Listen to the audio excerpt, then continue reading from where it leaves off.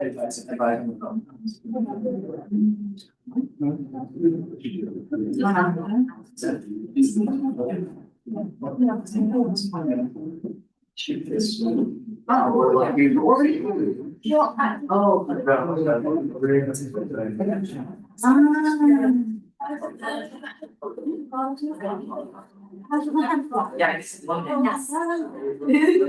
Women as a friends. Alright,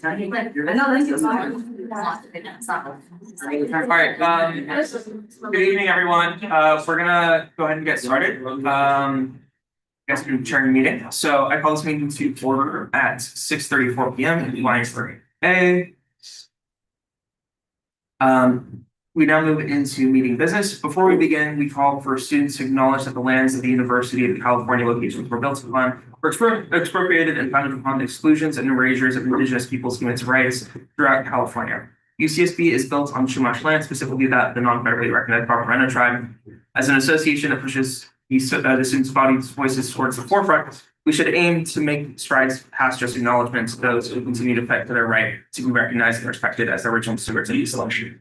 I ask that you all dedicate time and care to personal education and advocate for justice alongside Indigenous peoples. Now moving to item 8.1, roll call. Senator Daughtry. Present. Senator Farrell. Present. Senator Gutierrez. Senator Harder. Present. Senator Hepburn. Present. Senator Chang. Senator Jones. Present. Senator Lucan. Senator Lee. Present. Senator Manala. Proxy. Senator Manakova. Present. Senator Moniz. Present.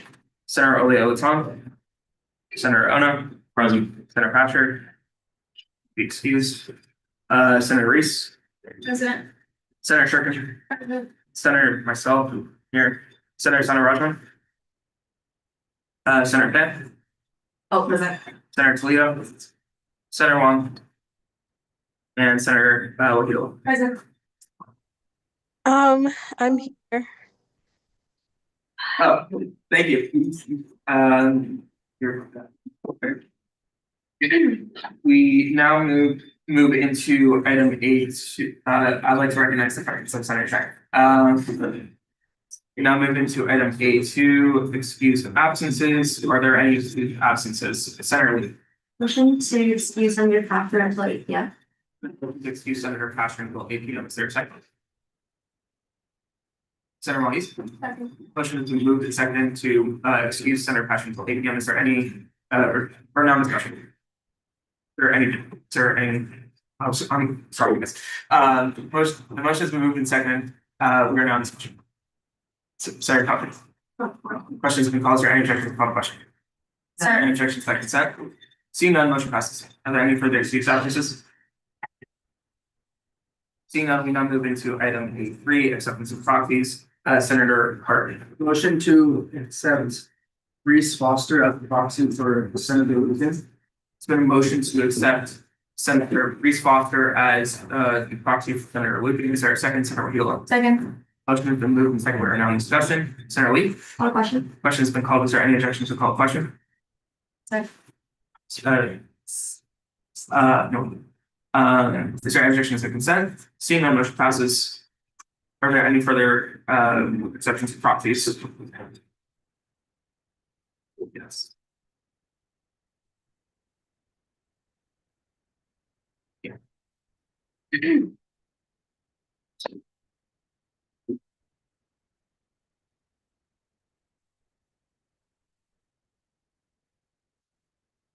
Senator Jones. Motion to accept Alec Simonian as proxy for Senator Manola. Is there a motion to accept Alec Simonian as proxy for Senator Manala? Is there a second? Senator Wahil. Second. Motion has been moved and second. We're in discussion. Senator Leach. Call question. Question has been called. There are objections to call the question. Seeing none, motion passes. Okay. Are there any further proxies? Seeing none, we now move into. Yeah, we now move into item B, so I'll report to the yield chair sharing. So I think you all. Thanks, Sergeant. So very briefly before we begin, just want to lay out that we're here on essentially borrowed time from the Associate Vice Chancellor, who said that we should get out of here as soon as possible because it's supposed to be study week for all of us. It takes a while one interest, so we're trying to get through this as quickly as possible. Okay, so we begin with the student reports. Yeah, I'd like to recognize Senator Clara. We begin with Chancellor's representatives. Are there any present? UCPD representatives, GSA representatives, Youth and Governance Board representatives, or IBCSD representatives. Okay, do we have hands? Consent to move to section D, public forum. Any objection like consent? Okay, who's here for public forum? You can just raise your hand. Okay, Check. you'll still go up. Let's be honest. Hi, my name is Elizabeth. Sorry. You have to read on Stephen. Did you send them? Yeah, actually, it's below. Okay. So you have 3 minutes to speak with 3 minutes for Q&A. I see Please this. state your name, pronouns. Do we repeat? So I can say it down. Please state your name, pronouns, and enunciate, but refrain from yelling. Speculation of the senator's intentions is prohibited and may result in your being removed. When you able to speak on the floor, please note this meeting is being recorded. You may speak on any issue, whether it's on the agenda or not. Please include content warning, will be graphic. You may only come up once, and you make sure to not answer any questions. You agree? Yes. You may begin. You have 3 minutes. Hi, my name is Elizabeth. I use she, her pronouns. I am the neighborhood engagement coordinator for the Edible Campus program. And we have been working with AS,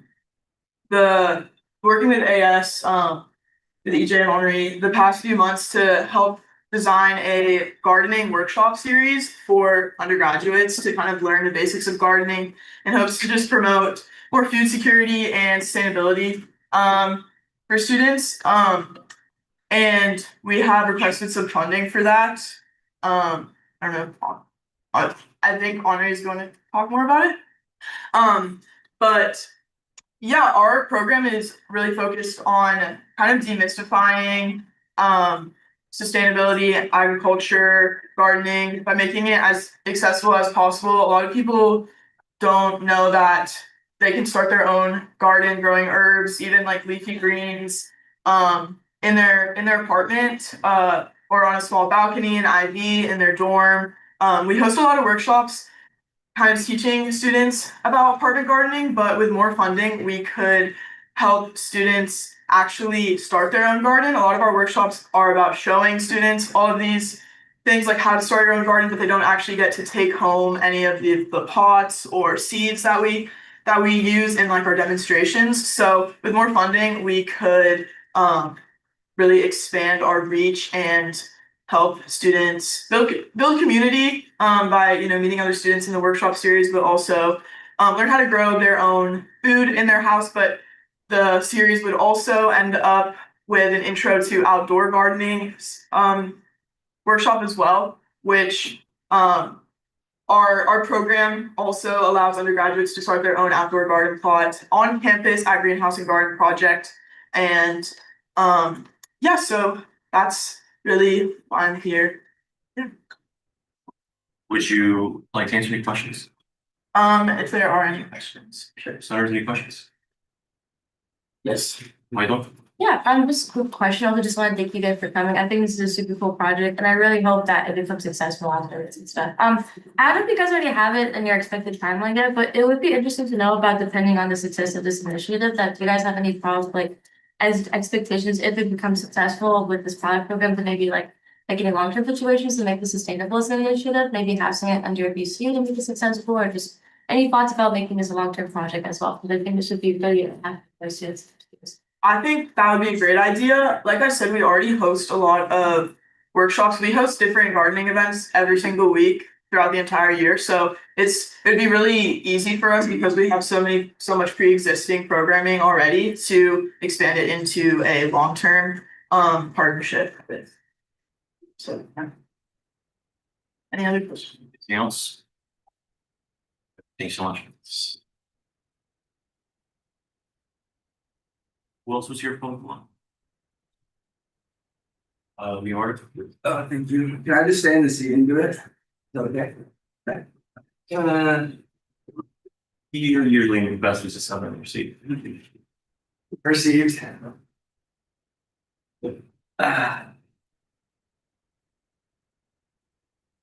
Okay. Hi, guys.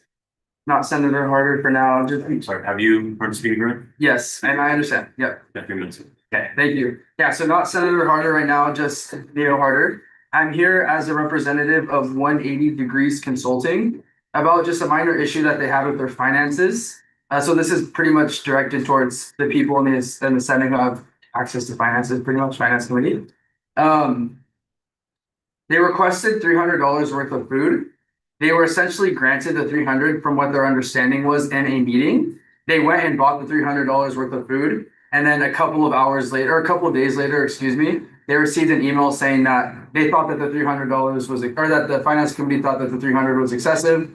And then they got accepted for 200. So they went and bought 300 worth of food under the impression that was given to them that they were accepted in the meeting. And then later on that was revised. So they asked me to come to the Senate and basically express the concern that they have. They're a nonprofit organization. Lack of better words, they don't have an excess $100 to be tossing around, especially after they thought that they were already confirmed. Obviously, we can't really do much about it now. Just wanted to express what they asked me to express on their behalf. And you guys are aware of it now, so do with it what you will. They're most likely going to continue to pursue this until they get some sort of answer. Yeah, and I'm not going to be taking questions. Thanks so much.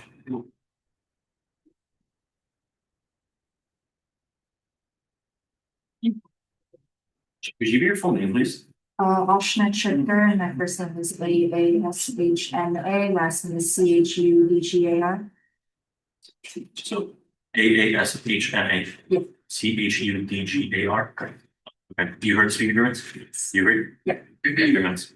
Okay, I don't have too much to say. I just heard about the decision last night to potentially move Senator Shurkin and Sohan as chairs of the not outreach, sorry, of the advocacy committee, and I just wanted to voice my support for Erica and Sohan. They've been really helpful and considerate of all of the projects that I wanted to pursue as part of the committee. And in general, they've been really, great for the functionality of the committee, and I would find it impractical as a member of the committee to change leadership. I think they've both been really great and supportive chairs, and yeah, that's all I have to say. Do you see any questions? Sure. Senators, any questions? Wait, I have a question. Yeah. Sorry. Harder. How did you say you're affiliated to the advocacy committee? I'm Or- the diversity and equity manager. Got it. That was my one question. Okay. Thank you. I just need context. Senator Mikes?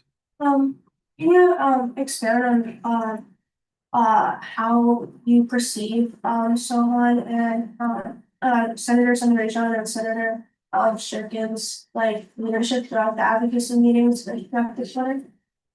On top of being extremely supportive of people's individual projects, they're also just really personable people, and I feel like that's something that's really helped all throughout the quarter. They're really good at fostering community, which makes it really easy if you have any questions about a project or you're just stuck and you don't know, how to continue. I feel like I'm really comfortable asking them for support, and that's been the main thing that's really helped drive me to be confident in pursuing these projects and coming up with more ideas. That seems to be all. Thanks so much. Who else was here for the one? So do you want to? We need to go now, it's where 8:30. So you want to move into that? Yeah, is that possible? It's fine with you. Well, thank you. Okay. Should we move into Okay, do we have units to move to section I3 unit reports? So you wish next up? Okay, is there anyone here for a unit report? Representing any unit? Okay, President's Cabinet report? Executive Director's report? Oh, Sean? Students, Senate Standing Rules, Section F, plus 5, also the association providing reports must take questions from Senator's role from matters of projects presented, knowing that you still wish to give a report. I do. You got 10 minutes. Thanks. I will not take up that time. The only thing I've got here that won't be addressed elsewhere is that I just want to remind people that we have those Qualtrics intake forms that have been going around, and you should hopefully have seen a couple emails to everyone in the entities and the exec senate. And those are, the purpose of those is if you're honorary earning, or if you're basically any part of the purchasing system, person who signs or a person who gets reimbursed, please fill that out, because that's how we can reimburse you. And also how we can track who we pay to report that to the IRS, whether that is needed. That is it. The only difference between the two forms that went out is one asks for your social and one doesn't. That's it. So if you sign the wrong one, sign the other one. You do not have to sign both. In fact, please do not sign both, because it is 99% the same data. So many people have signed both, and that's okay. You don't need to. Staff are also signing a similar form so that we can get reimbursed for this too. Just want to, as we're wrapping up the new financial system, just want to get everyone in there so everyone can get paid in a timely manner. No, Yeah, that's it. okay. Senators, first, actually, I'm gonna try to get Michael on here as well, but I would be good to do the LinkedIn learning discussion early in the meeting. Still on that for several months. Yeah. And essentially where that's. Would you be able to stick around with them? Oh yeah, I'll be around.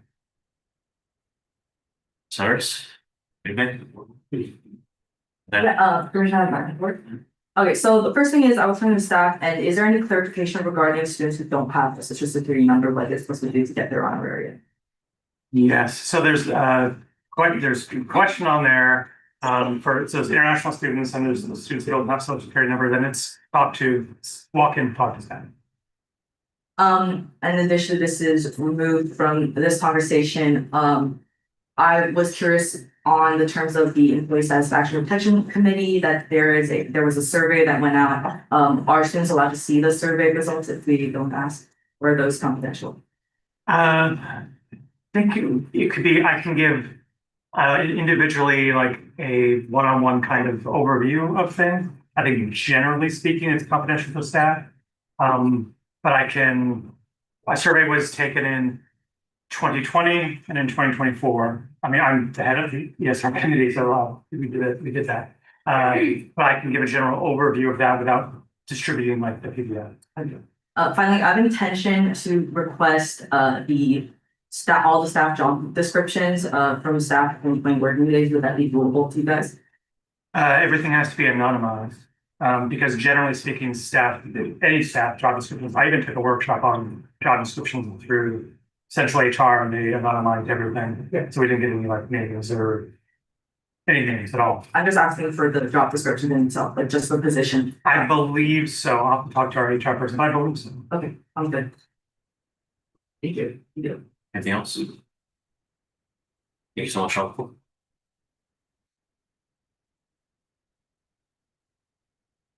Okay. Executive officers report. Senator representative reports. Administrative reports. AG.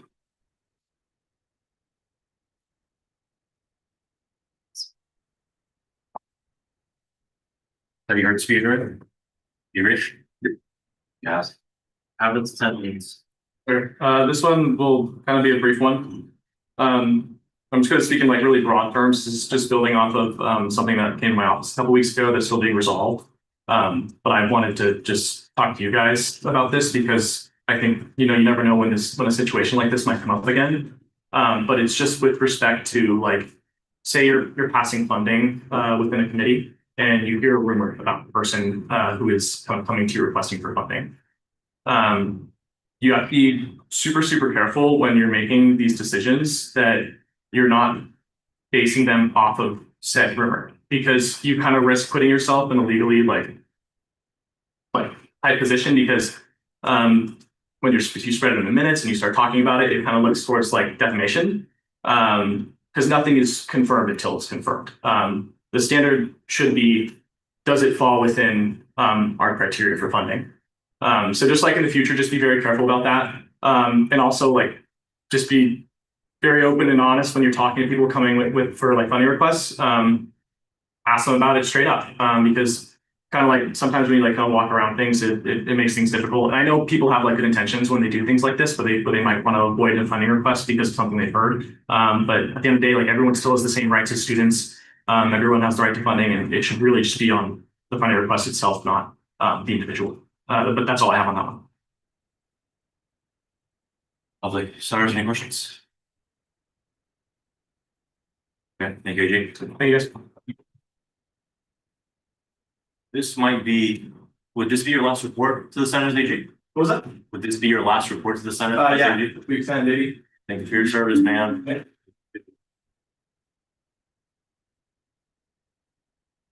Okay.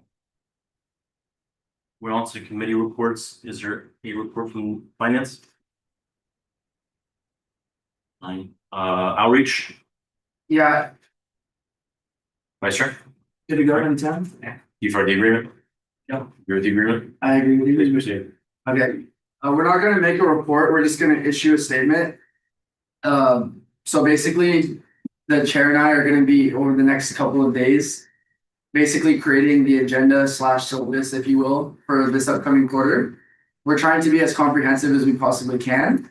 So if there's anyone that may, foresee themselves wanting to interact with outreach or collaborate with us in any way, then we simply request that you make that known as soon as possible, just so that we can incorporate you guys into our grand scheme. But that's it. Thank you. Any questions? Cool. Any reports from liaison?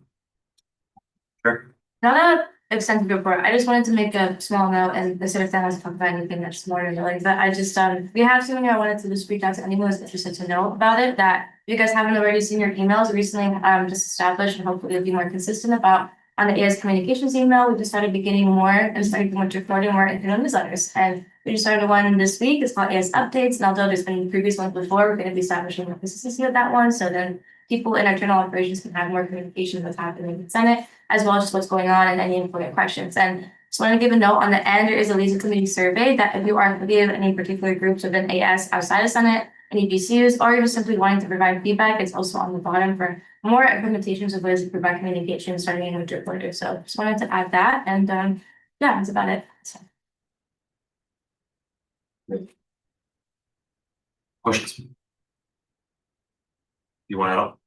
No. Okay. Does the Adams Committee have a report? Yeah, Sure. really quick report. But happy late Thanksgiving, everyone. So our committee focused on small wins for upcoming next quarter. Spoke with Maddie from our PR team, really awesome person. But we have a couple ideas for this. We want to start tabling week 2. Probably do 2 tabling events per week. Interactive too, not just handing out flyers, but having some like art projects so someone can come, say, do a little painting that has to do with like campus beautification, or write a little something that's like how do you view being a student advocate in your campus, or something like that. We also want to do really cool videos, so kind of inspired by like, I don't know if you guys have seen like Mamdani's ads, but it's like the aesthetics of it is really cool. Like it's very like inspiring, and one thing about our student body that I think we all need to see is like how driven we all are, and so that's something that we're gonna start the filming process week 2, as well as like Obama's old videos, but that's besides the point. We kind of want to create that aesthetic. So yeah, so those are some quick wins for winter quarter. Obviously we're continuing with our big projects. Light tunnel is the biggest one right now. But yeah, so thank you guys, and I appreciate you all listening. Lovely. So any questions? Okay, seeing none, should we move into group projects and temporary committee reports? Anyone tonight? Something? Yeah, senators, I sent you all an email about the senatorial ad hoc committee. The selected senator that we met with is currently here tonight. He's proxy for Senator Manala. So that's Senator Yusimonian. He impressed us. not senator, he's Alec Giusimonian at the moment. If you guys approve him tonight, will be Senator Alec Giusimonian starting, winter quarter, first week, upon his swearing in. And he really impressed the entire committee. So the committee will keep convening, and looking to fill the rest of the vacancies.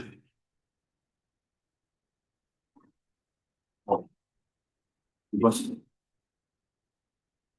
Is everyone familiar with how the committee works, more or less? Okay, seeing no questions. Do we have any sense to move into discussion items and discuss the LinkedIn Learning question? Oh, we've got Michael here. He wants to retire. As in like sleep early. Literary term, sorry. Senator? An action, motion, and move into action item one.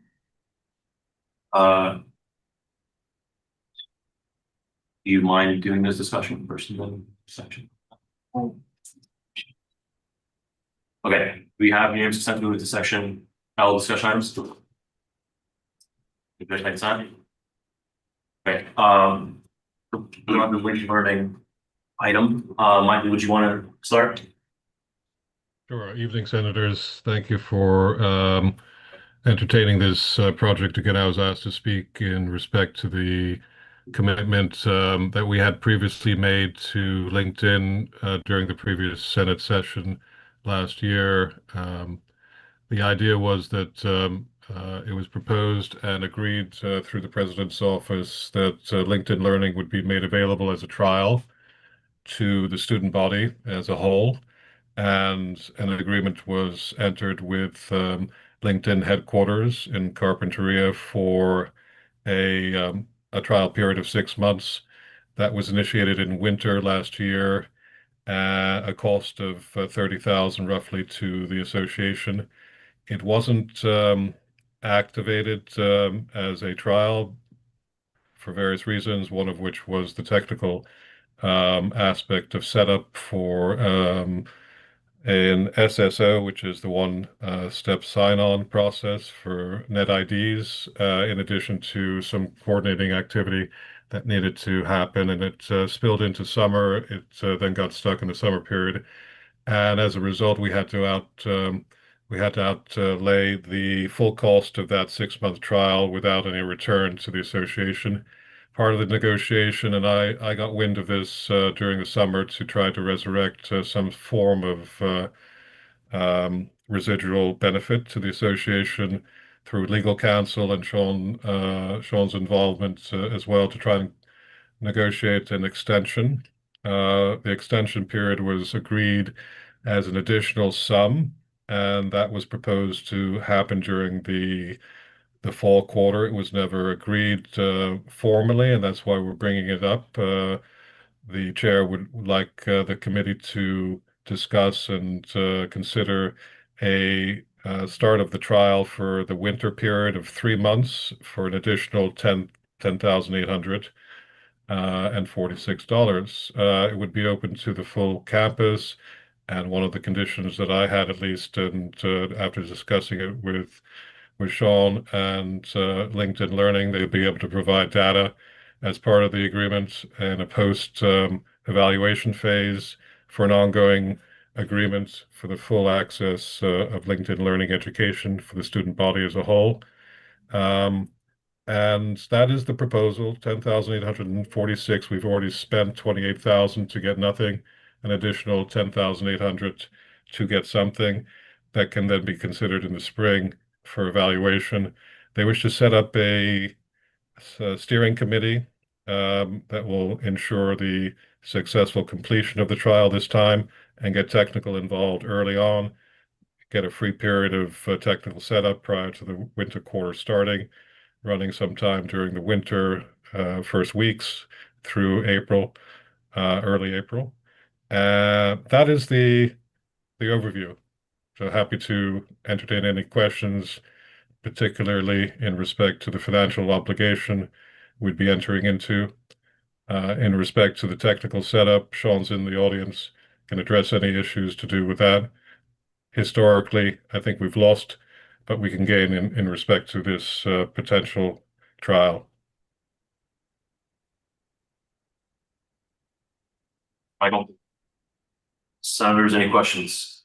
Sorry, look. What information, I don't know, it could be on my individual end, but I'm clicking on the following discussion items. I don't think it's working. Sorry, it's not working? I'm just trying to click on the following links in my possession of that. It's just having some issues. About financial policies, right? Oh. Problem. That's its fault. Chinese fault too. Can you just update it real quick? Okay, we can maybe get the discussion going while we fix that. Sean, would you have anything to add? This one's important, the LinkedIn thing in particular, we should make a decision all sooner rather than later. I can add more detail if you'd like. Sure. Oh, no, just that, yeah, the trial last time did not work out very well. They didn't get a single time on it, it's really tough. And just lingered a little bit for months and months. So back and forth, it was contentious. But if people think that it's worth the value for the additional fee. So all of you. But so we're Yeah, so have we already attempted to negotiate and not spend $10,846? And how far down the process of pursuing this are we? And have we done a cost versus benefit analysis of like a minor legal escalation? Yeah, good question. And obviously that was the first port of call when it struck me as being extortion. Either pay up again for a lot higher fee, or nothing, you get nothing. And if you don't pay, we're going to cut the entire campus off, was the return position of LinkedIn Learning. Legal counsel on campus got involved and tried to negotiate an inclusive extension for free, so that we could handle the trial on the basis of it not costing any more money. That wasn't accepted. They threatened to cut the campus off, and we capitulated and paid the outstanding amount with the condition that it would be possible to run a 3-month trial, shortened trial, at a point in time that was previously understood to be the fall. Now we're pushing it into winter because it's being brought up as a possibility for committee decision, and we're going to be charged 10,000, which is less than what they wanted to charge us.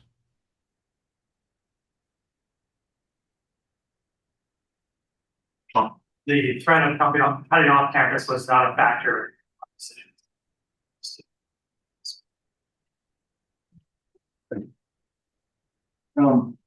harder. So Michael, let's just say that the Senate's appetite is looking to pass the funding for it.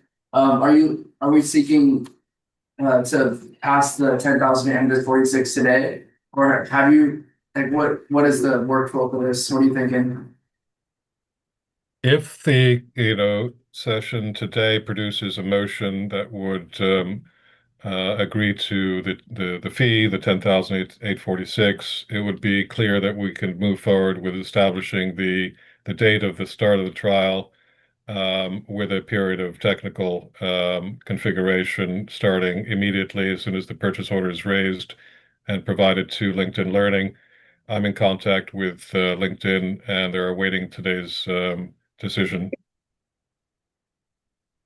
Thank you.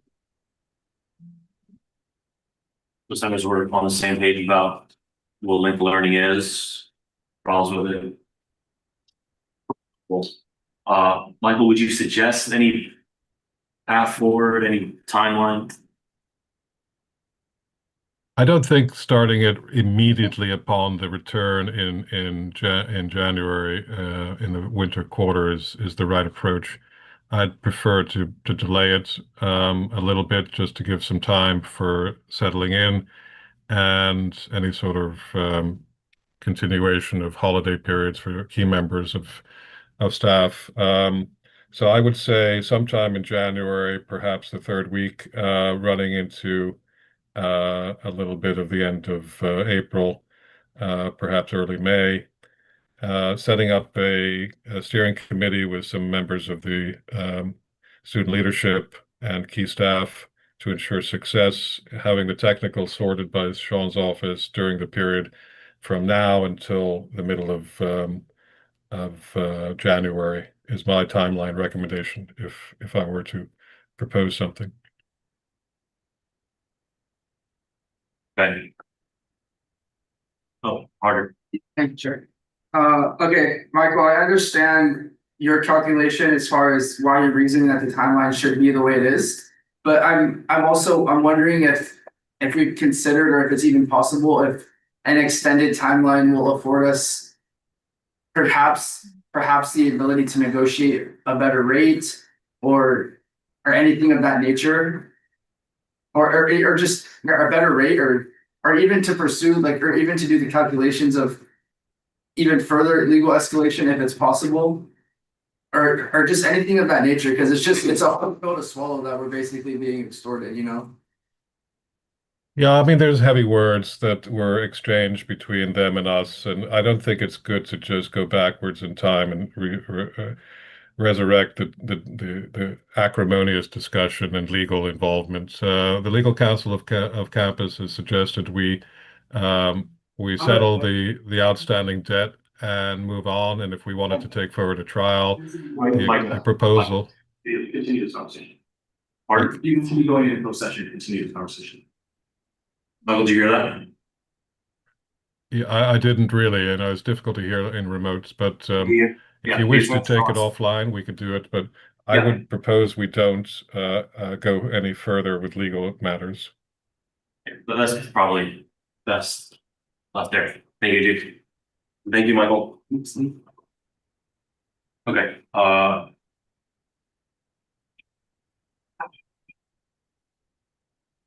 we have, Michael, actually, we can also discuss the financial policies and procedures. Senator Young, you sent this over to be included. Do you want to lead the discussion? Yeah, it's actually tricky. Well, it's actually my fault that I did not include it in the finance committee agenda, that it's supposed to be internally approved better, but it wasn't included in the finance committee agenda, so I thought the last meeting of quarter Senate meeting, so we can adopt it in the Senate meeting, which have the same kind of authority. So do you guys, do you need to brief about what changes are made or? Oh, Well, okay, so the biggest change is that we made a cap for a quarterly cap that was with the intention of more equitable distribution of funding. Because for the past years, there has been organizations, RCOs having unproportionate large amount of funding granted from AS. And the intention of the cap is basically to mitigate that situation. There's also a new section on the fund part, which is drafted by Senator Ortiz. I think she will do a better job to explain that part. And besides, there is just minor changes on okay. Part on the right. I haven't slept for 2 days, so forgive me that my brain is a little bit bad for the moment, but I think there's just small grammar changes and consistency changes in terms of naming, like change the name of the fund from SEAL fund to finance committee fund, because for a lot of people thought that fund was coming from SEAL. And then our trend is actually AS funding SEAL organizations.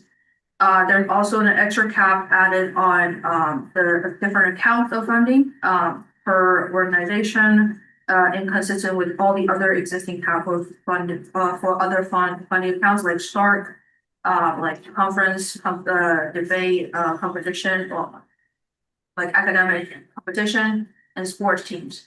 Yeah, like the biggest changes are those three. I'm open to you guys for any question. Michael, do you want to add on anything? No, those are the highlights of some of the wording changes and main theme changes. In addition, there's a new credit card section written by Nadine, edited to reflect the concerns of the financial office to have a procedural coded element of adherence to policy requirements of both campus and AS. Other than that, that's pretty much where we are.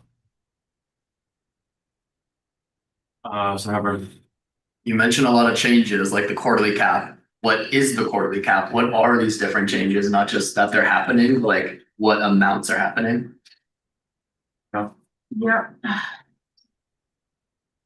So the existing cap that before we changed into the quarterly was 10% of annual per organization, 10% of annual or all funding annual, and that was kind of a $60,000 funding per organization per year. And based on the record we received, like on organization like culture raising,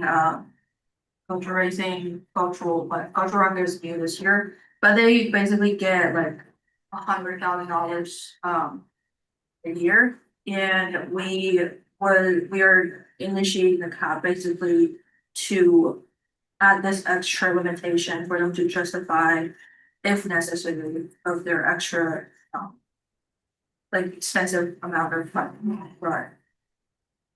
Yeah. So.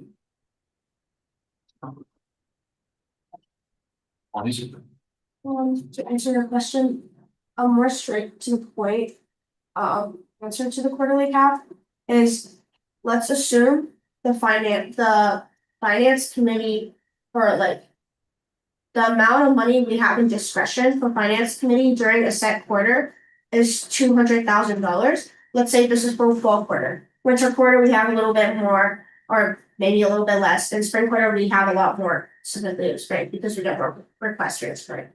Let's say, like looking at fall quarter, if that amount is 200,000, then the cap would be 20,000. Let's say during spring quarter, we have $450,000. That means the cap per organization is 45.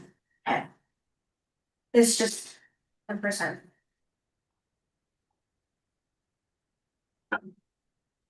and so are you intend on voting on the same idea? Yeah. You just have to motion on. So Hubbard, Is there a red line version? I see the copied financial policies and procedures, but I can't tell I couldn't tell if it's huge. I can't tell what's different and what's not. I know a lot of bills and resolutions, they have like, oh, here's what we're changing. Is there a version of that so we can see? there is a version of financial policy from last year. Obviously, to be able to compare that, it's a little. Yeah, the reason why it's not, sorry. Yeah, the reason why it's not formatted as a resolution or a bill is because it's not a resolution or a bill, basically. And it's a financial policy and procedure, which is supposed to be an internal matter, and like I said, the only reason it's brought into center floor is because we forgot to put it on the finance committee agenda. Yeah. I mean, ultimately, the Senate has to approve all of this, so it's the Senate's business too, but I think it's a bit much to expect everyone here to know all of last year's financial policy and then this new one. Like, I don't think we should vote on this today, or we shouldn't pass this today. I'm sorry, I have to ask questions, but like, can you make a red letter version or something? Because I don't know all of last year. I don't have the time to do it. I don't think anyone here has. You don't have to ask questions, especially. With Loki over the twice variety of services you have to get over. Okay. Seems to be it.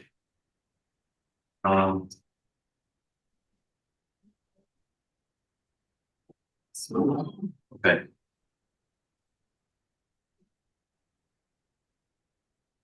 Seems like action items are. Like to recognize some of the passion. Move into action item. This is kind of the bulk of. It's gonna take a lot of time.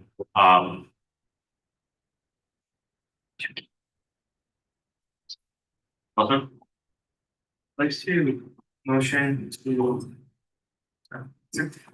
to add a bill to modernize the area for national defense amendments to the agenda item under action item G.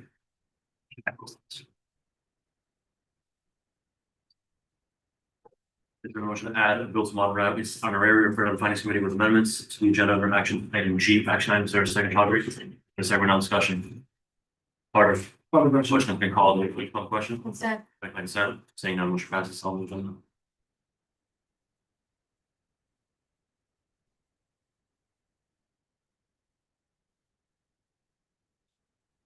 Huge, but it has its own thing, yes.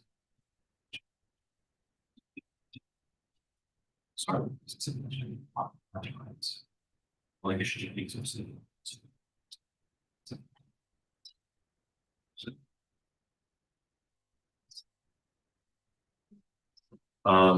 Okay, should we? Yeah, I think it makes the most sense to move on with. Let's pull it. So the first would be a bill. Legal code, Roberto, you guys are waiting for amendments, but the, want to go first, or the chair. Right, look, you want to start? Clean up. Oh, yeah, I can make it brief and regarding to ours in particular, we've gone into just extensive communication about this in the best we can, and the capacity about this. Initially, I'd explained this 2 weeks before, the original timeline regarding towards the dischargement of this particular legislation was supposed to be the first week of the quarter. So after it was communicated, the necessity about this, we have to speed up our internal processes. And because of that, just with the realistic expectations and just like emergency meetings, like holistic communication to our committee members regarding our tasks and just trying to make sure this is submitted and discharged in the best potential possible. We've just tried to holistically make this as discharged as communicated as possible. We've communicated that deadlines clearly. We made sure to have emergency editing just in case to ensure at least it's overseen and goes over properly. And if it's seen holistically, like because of the situation of how extended this legislative piece was, it was in our capacity to try the best that we can, though it's understandable that it could have been complicated to just for some of our committee members may have difficulty understanding legislative of these pieces, specifically senators. So we tried as well as Senator Dan our best in our ability to just extend, overview, and just edit this the best we can, as well as just make sure that the deadline, because it was immovable, so we had to just communicate and just discharge it last Tuesday with an emergency meeting just to avoid violating the code timelines, as well as just making this process as sustainable as possible. But we still try to prioritize just making sure that it's at least all read through, and assign all the committee members properly your task, as well as just like communicating to them any questions. So at least just overall, just the submission thing about the timing, the seminar requirements, we just had to discharge it this quarter. And we tried to maximize every day that we had and just having more extended sessions and just still try to communicate to you guys if there's any issues. And overall, the alternative would have been just, violating our duties. So just trying our best to make sure that it's all properly and we can see everything. So, yeah. So if anyone has any questions about it, though, I were just like accepting it today, or if you guys want more additional verification, it is up to the jurisdiction of the Senate to hold different committees for additional overview, but we just tried our best with the limited time that we had as well. And I think that was added additional. Sure. Yeah, I'd like to thank Chair Wahidullah for really just taking the lead on regarding these past few weeks. As you guys know, I was extremely sick, drug-induced nausea was wonderful. And Chair Wahidullah really took initiative to make sure this was passed through. And I understand that we do want to get this in as soon as possible. Hopefully these amendments really reflect the changes, and if you guys have any concerns, please feel free to, again, ask us questions, go through all of them. Thank you. So, Introduced this bill week 2, was in committee for 8 weeks. And I really think that liaison committee particular time to oversee 500 pages of legal code. This is again what I ran on my campaign, just to clean up our association, get rid of the parts that don't work and keep the parts that do. That's all this bill does. I'm proud of it, and you guys really guessed on it. Again, thank you to liaison committee for helping oversight this bill. floor is open for comments, motion. Yeah. Only thing, I just want to make it clear that in our correspondence with Sussman, we really made clear that this is an apolitical bill. There's not supposed to be anything contentious in it. It's literally cleaning up. I even made suggestions of should we add this? And he's like, no, it's apolitical. Make sure that just want to reiterate, we did while we looked over it. I understand there might be concerns that there was maybe the eradication of certain things that might have maybe is this a play? And we just really want to emphasize, yes, we did look at it. A majority of it was spacing and dots and all of that. Thank you. Rayla? Yeah, just one more additional comment. If anyone has just any like confusion about looking at the legislative piece itself, we also attach the following our amendments page to help us with transparency to communicate more in better detail what we've changed and what was kind of additionally communicated into the bill to clean up the code, because it is 500 pages long. So it just makes it more easier for you guys to see that we did take our time to review it the best that we could in our ability to make sure that it as transparently reviewed as possible.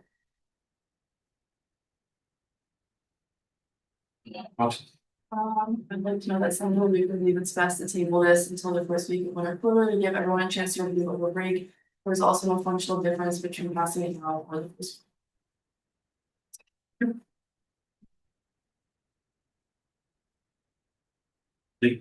From what I remember being part of the liaison committee, and I think it still might be reflected in the document. Just want to be transparent to Senate that all the changes weren't, not all changes were made directly to the document as Senator Von said, for sake of time.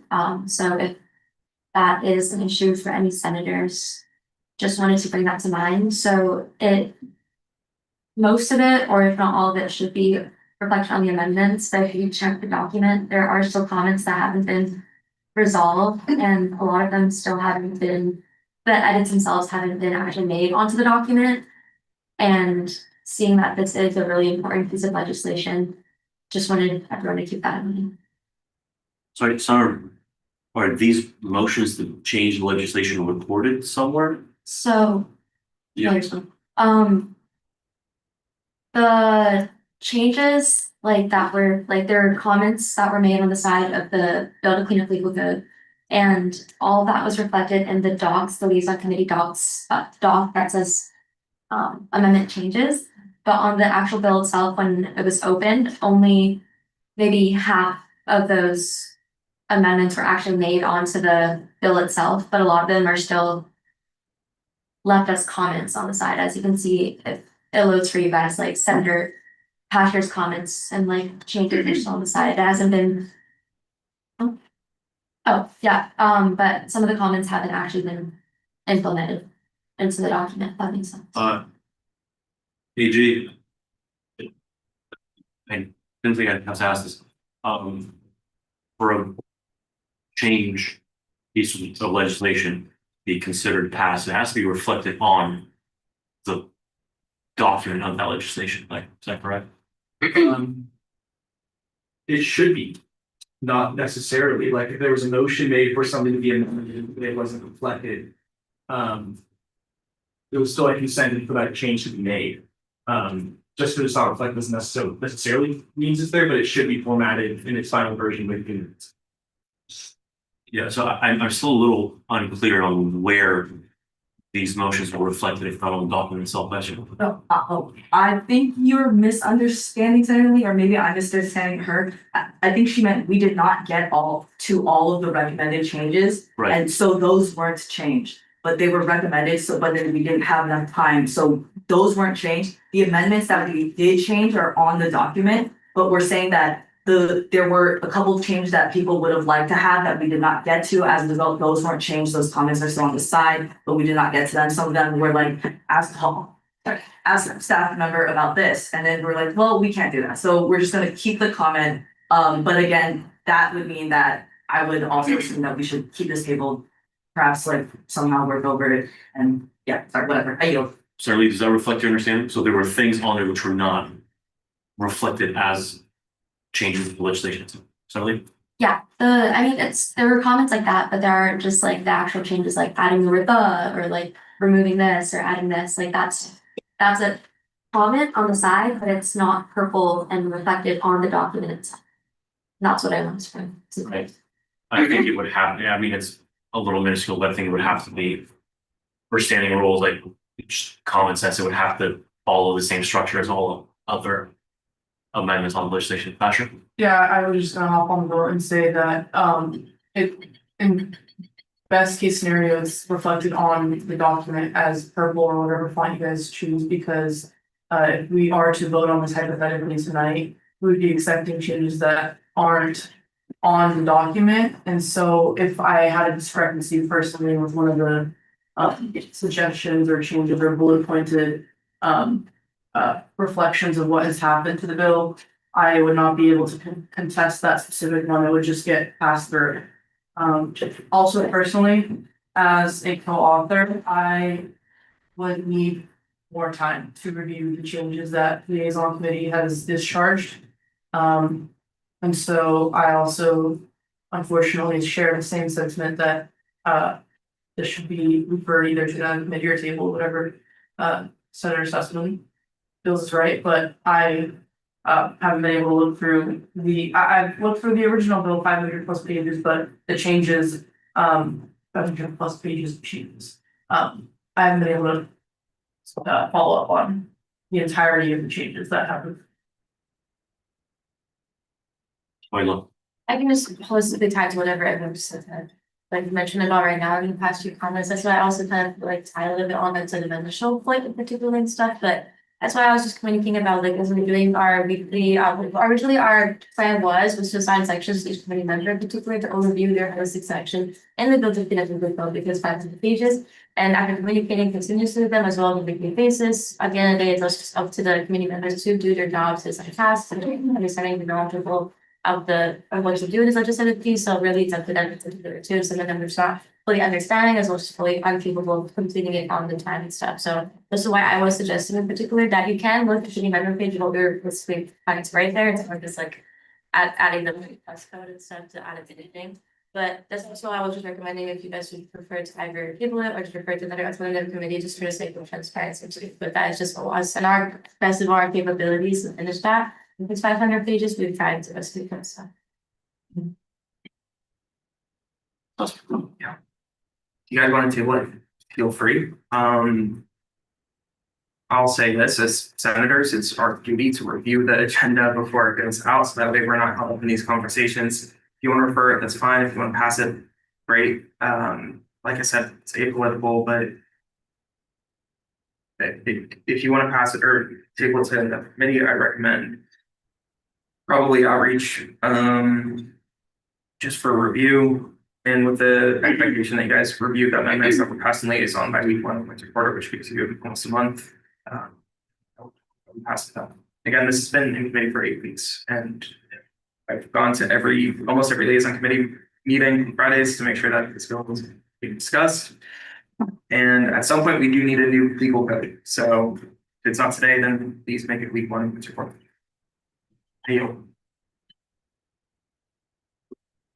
Okay, for the sake of time, it seems like the option is either vote on it now and accept that there are a few things not on there, which centers my one on there, or realistically refer to the next meeting, because God knows when it comes out of committee again.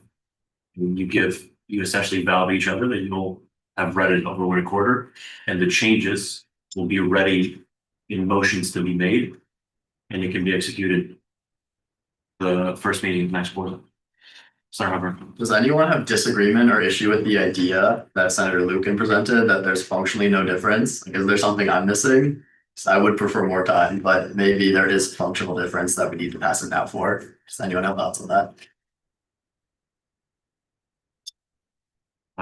If I'm not mistaken, I believe the sentiment was that this should be tabled to week 1 so we have more time. But I could be misinterpreting both yours and the proxy's statement. But that's what I believe to have been said.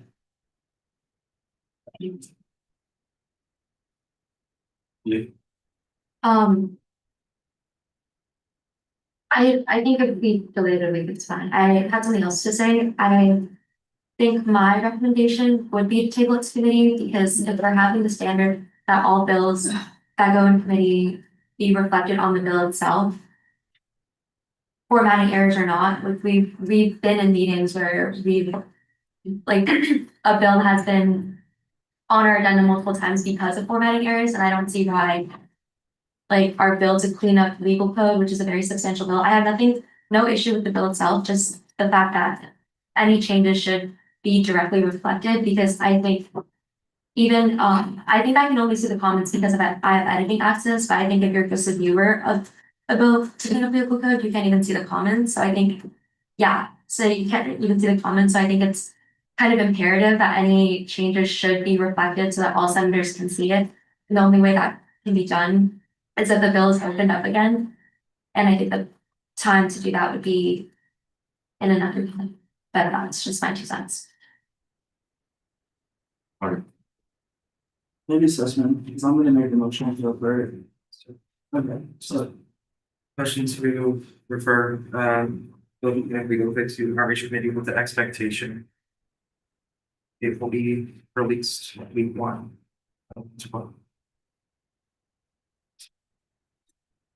If somebody reflect that motion.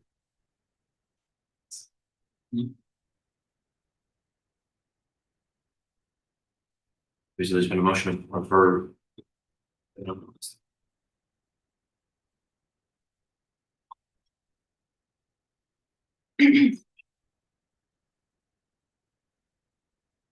So motion for Bill Botanic Legal goes to outreach committee with the expectation that it will be released by week 1 of winter quarter.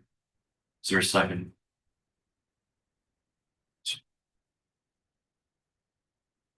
Clara. The second round of discussion. However, If the issue is that it's sat in liaison committee for 8 weeks or so, or maybe it's in an outreach committee, why not just table it to week 1? Because I don't think there's an issue with the current amendments. We just don't know exactly what they are because they're not in purple or we can't see the notes. Maybe I'm misunderstanding. Ashley. Yeah,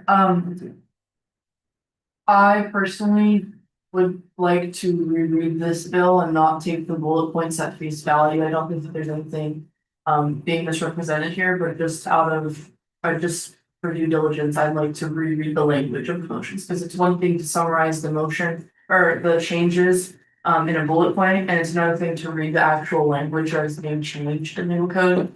And so I think that that's an important thing to go through and make sure that the language is up to par. It's all up for interpretation at the end of the day, and the way that it's written is important.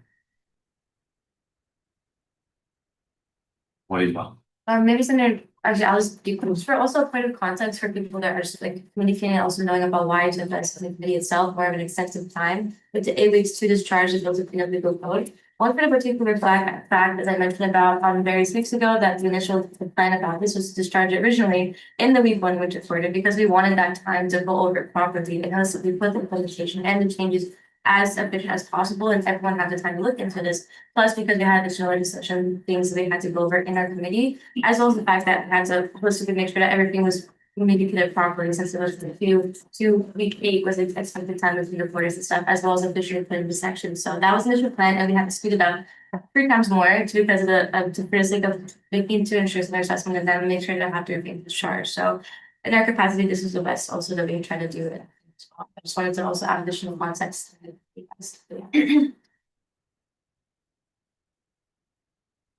As we've been on this for slightly reasonable time, however. Yeah, so outreach committee is fully capable of taking care of this on week 1. The only request that we have is people go over it during the winter break and come to our meeting on week 1 with anything that you want done to this bill. And so that we can do our job of getting it done effectively. We're gonna get it done week 1, but it would really look silly if we got it done and then you guys came that week to the Senate meeting or the next Senate meeting without having come and spoken to us. So that's our only request, is you guys walk the talk, I guess. I hope. Passionately, let's give you the roll. So I would just like for everyone to be aware that there are no pressures for a bill to be discharged out of committee. There is a criteria where a bill may be discharged on the Senate floor from a committee after it's been in committee for 3 weeks, I believe, but it does not have to be forced out of committee. So I'm a little bit skeptical about what that means, who was pressuring you to force it out of committee and why you felt that it needed more time, that it did not stay in committee. At the end of the day, if you feel that it should have stayed longer, you should have kept it longer. And if somebody wanted to make a motion on the floor to discharge it, it would have to be voted on. And so I don't know if you want to speak to that or not, but I'd like everyone to be aware of that. I'm not sure why this was, it seems like you're speaking in a context of somebody was telling you to get this out when you felt like it was not ready. And as the chair of the liaison committee, that is a little unacceptable. Jones. I will say to that, it's hard to write bills for BCUs, for example, who need changes in their legal code and to make changes to our current legal code when it's about to get, or hopefully about to get changed again.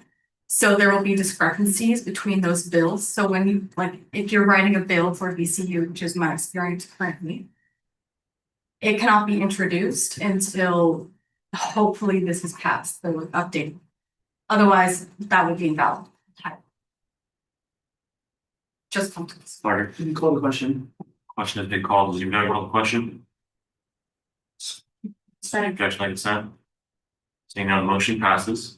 It's been referred to outreach committee with the stipulations and the expectation to get discharged by week 1. Thank you, so. I'm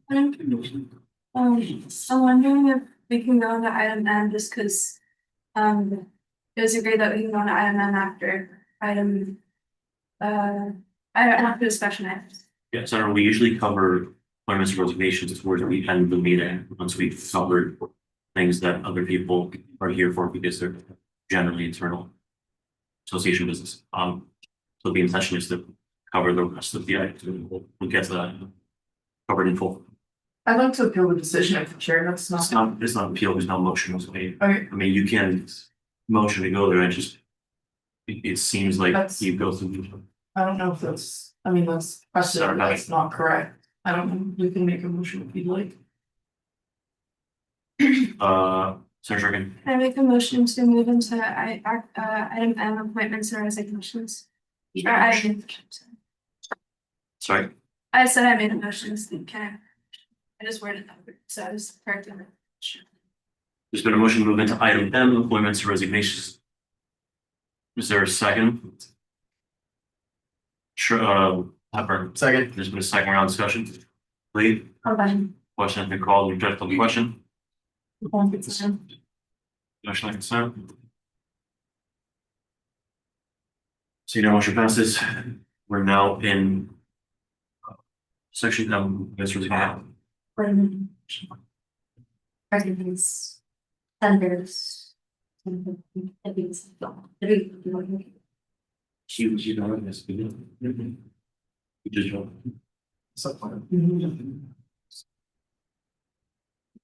Okay, recognizing Senator Rajon. President Lee.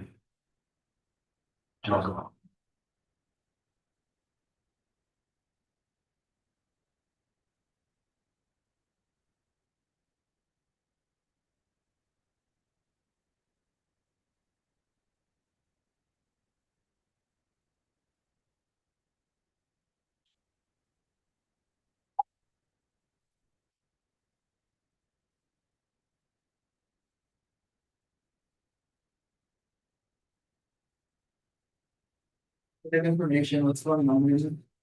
An appointment, an urgent appointment set by the creative meeting. Maybe we can figure this out when we want. Okay, we're in section Do we go down the list, we go specific? I mean, the precedent has been you motion things, usually you want to approve. But you can discuss an exception. So trigger. Yeah, thank you.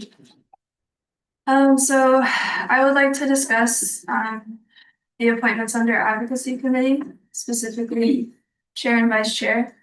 I would like to proceed this with, I have the utmost respect for the senator sitting next to me, Senator Manitoba, Senator to my right, Senator Ono, the utmost respect. That being said, I was informed of this reappointment process. There isn't really a process, but the process 2 days ago of the reconsideration of my position as well as my vice chair's position. Understandably so, I was frustrated. I looked at the agenda to see that there was no other reappointments being made besides one on finance committee. I spoke to AG, and I don't know if it's within my jurisdiction, but I would suggest that I request that AG speaks on this as well. So I request that he speaks on this, but there was no communication about this to me. Week 1 through 10 about this reconsideration of positions. There was no knowledge, to my knowledge, I did not know that there was even interest in this position, in these positions. I hold this position as chair not to hold power, not for my resume, not for anything else, just to help the student body. I don't mean to be a clog in the machine. If for the betterment of the students, I step aside and my colleagues take over, I'll be the first one to step aside. That's not why I'm bringing this up. I'm bringing this up because there was a complete lack of communication to me and my vice chair. And I'm a little bit concerned because I've heard conflicting information about this process. I've heard conflicting information about the interest of the senators that are slated to be appointed today. And so I ask that I'm going to motion this, and I ask for support in this, that we strike this, not as this isn't going to happen, but I believe that I need to have a discussion with my advocacy committee senators. We come up with the best plan of action for winter quarter. If that means that different leadership needs to happen, so be it. All I care about is the betterment of the students in our project and advocacy committee. But I believe this was rushed. I believe there has been no communication to me. And I've spent 2 days of week 10 dealing with this instead of focusing on my classes. So I just ask that you guys consider that.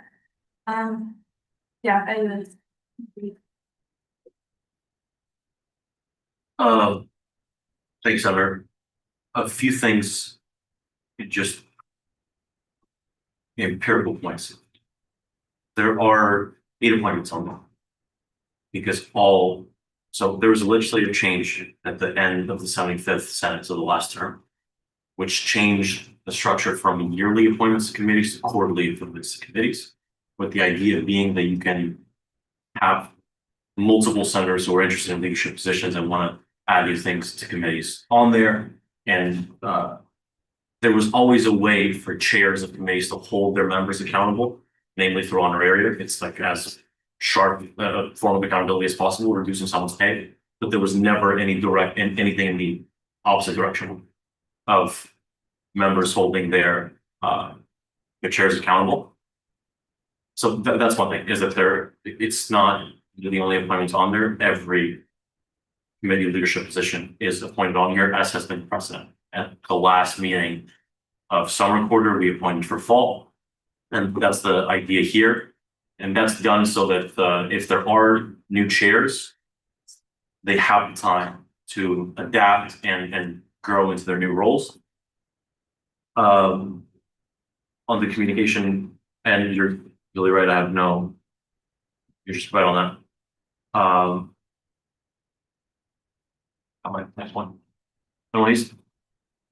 Motion to strike the appointment of Keisha Order as chair of advocacy and Vanessa Manitoba as vice chair. AG item, would you have any guidance on this? It seems a little. When you and I were in the Senate last year, there was something similar of a singular or a very small portion of appointments being whatever the past tense of strike is.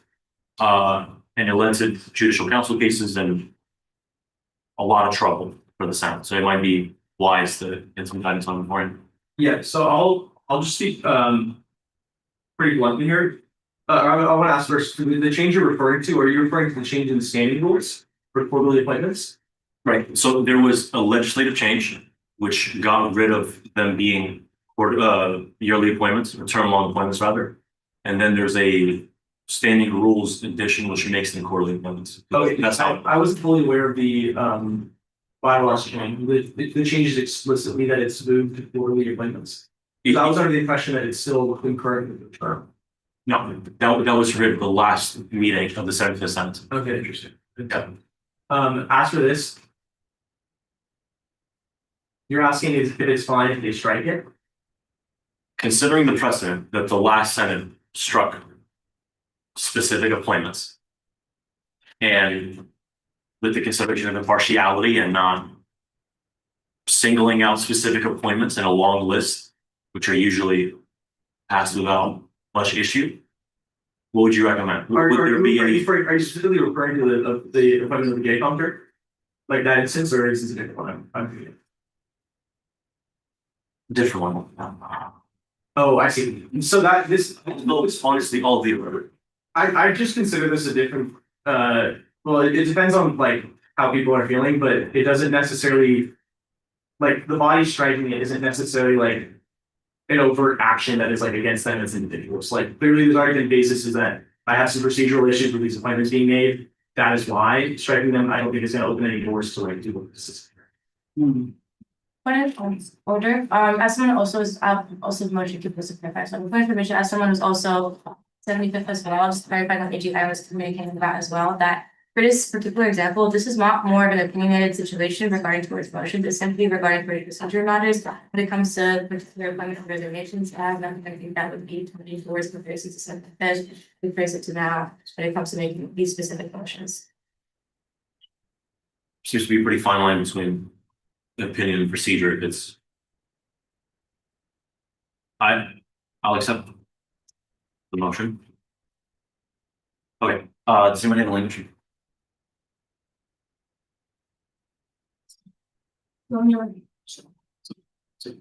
Is there a motion to strike through the appointments of Kazel Moore as chair and Vanessa Manitoba as vice chair of Advocacy Committee? Is there a second? Hepburn? Second. Or no discussion? One thing to note, Senator Sharkey, you mentioned the discussion amongst members of the committee, which I appreciate. I want to make clear that the process is that the Mr. Vice President appoints leadership of standing committees and the Senate approves those appointments. I just want that to be clear to anyone that there's no other procedure of a band of the committee getting together and doing a 2021 and like appointing alternative slates or something like this. We're not discussion, sorry, Hubbard. It sounds like the issue isn't about the fact that the IVP does it every quarter, so that there was a communication. So what I want is the information. Why are we changing the chair and vice chair? What's the reasoning and why should we vote on this? We shouldn't do a change unless there's a reason. Would the chair, the current chair and vice chair be comfortable with covering that ground in public? I feel like that's, I didn't make the decision, sure. How many of it's just fine for like. Right, like, would you be okay with me Oh. speaking to that? Because that, yes, is, yeah. Vice chair, sorry, Joe. Okay, thanks. So this legislative change came about last year. It was introduced by two senators, Henry Lala and Min Chun Zhao. And the idea of it is virtually every European parliamentary government I'm aware of has what are called cabinet reshuffles. If it's a 4-year term, usually every year, which is kind of the equivalent here.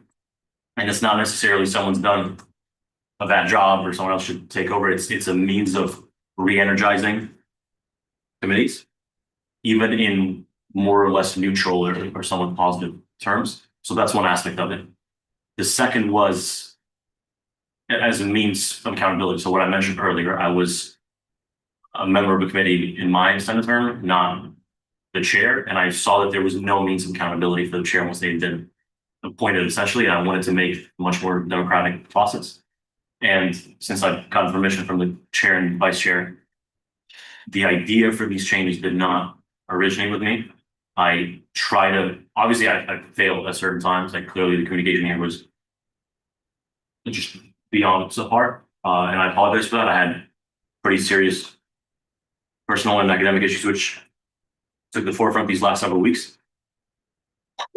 But the idea behind it came from my attempt to do my job throughout the quarter and speak to members of Senate committees. How was it going? What would you like to see changed? And in several conversations, that idea of a change in leadership in the advocacy committee, potentially leading to better results, came up over and over again. There was a process in the selection, a conversation with one of the two names on the appointment list, a direct and detailed conversation, and the latter had a more traditional process of was recommended by fellow senator, indicated interest. We had essentially an interview and spoke to that interest. And the process is essentially that these positions are, you can de facto apply for them at any point throughout the year because they switch every quarter. And that has been the case. I've had senators come up to me and indicate interest in chair or vice chair position when they were not in that position currently. So in the committee itself, there seems to be significant issues in organizing meetings and making sure people were present and engaged on a consistent basis. Excuse me. In pushing the projects that the committee, had dedicated itself to, the project seemed to be quite stalled. And through several conversations with senators on the committee, visiting, you name it, came to this conclusion. My, mea culpa, where it really should be, is that I did not communicate this to the current chair and vice chair. That's really on me, but that does not change the substance of the matter. It might change the timeline if the Senate so decides, but the push behind it is legitimate. Senator Shergan. Thank you, Chair. Again, I don't want to take much more time. I know we're at the end, so I'm just going to provide some constructive dialogue, make a decision. However, I just want to point out the presence of the IVP, whether it be from your staff, from the staff of the IVP or the IVP himself. There was presence at one meeting throughout 9 meetings of the quarter, one meeting for a very select amount of time. Only one meeting for 9 meetings. No members of staff came to the meetings. Obviously, everyone knows they're open to the whole Senate. The whole association. So there was definitely a chance to come to me with chairship ideas, ways to innovate, ways to proceed our projects better. Speaking of our projects, a lot of our projects are big bureaucracy projects. The Pardell Tunnel is a big bureaucracy project. You're dealing with a lot of different entities on campus, like facilities, which, by the way, the Pardell Tunnel is a case with them now because of our committee. So we might not be able to produce quick results in 10 weeks, but shifting everything, midway through the year, I don't think is the best way to go about it for the students. However, again, I don't hold on to this position with an iron grasp. If this is the best way to go about it for the students, I'm all for that. But the fact that, as was said, there wasn't really a traditional process for both of these appointments. One of them was a conversation, one of them was an interview. These things need to be standard, I feel, for the whole process, no matter who you are. So that's all I say on that. Again, truly I'm raising a red flag, and I don't like to do this a lot in Senate because it takes a lot of time and we work on a lot of good work in here. But there's a complete lack of communication, and there's a lack of standard process for this process, and I'm learning from this experience. So I yield.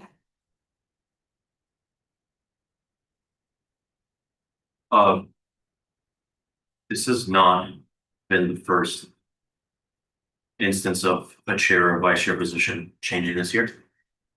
Not even the second. It's not set in stone. This would be the last item.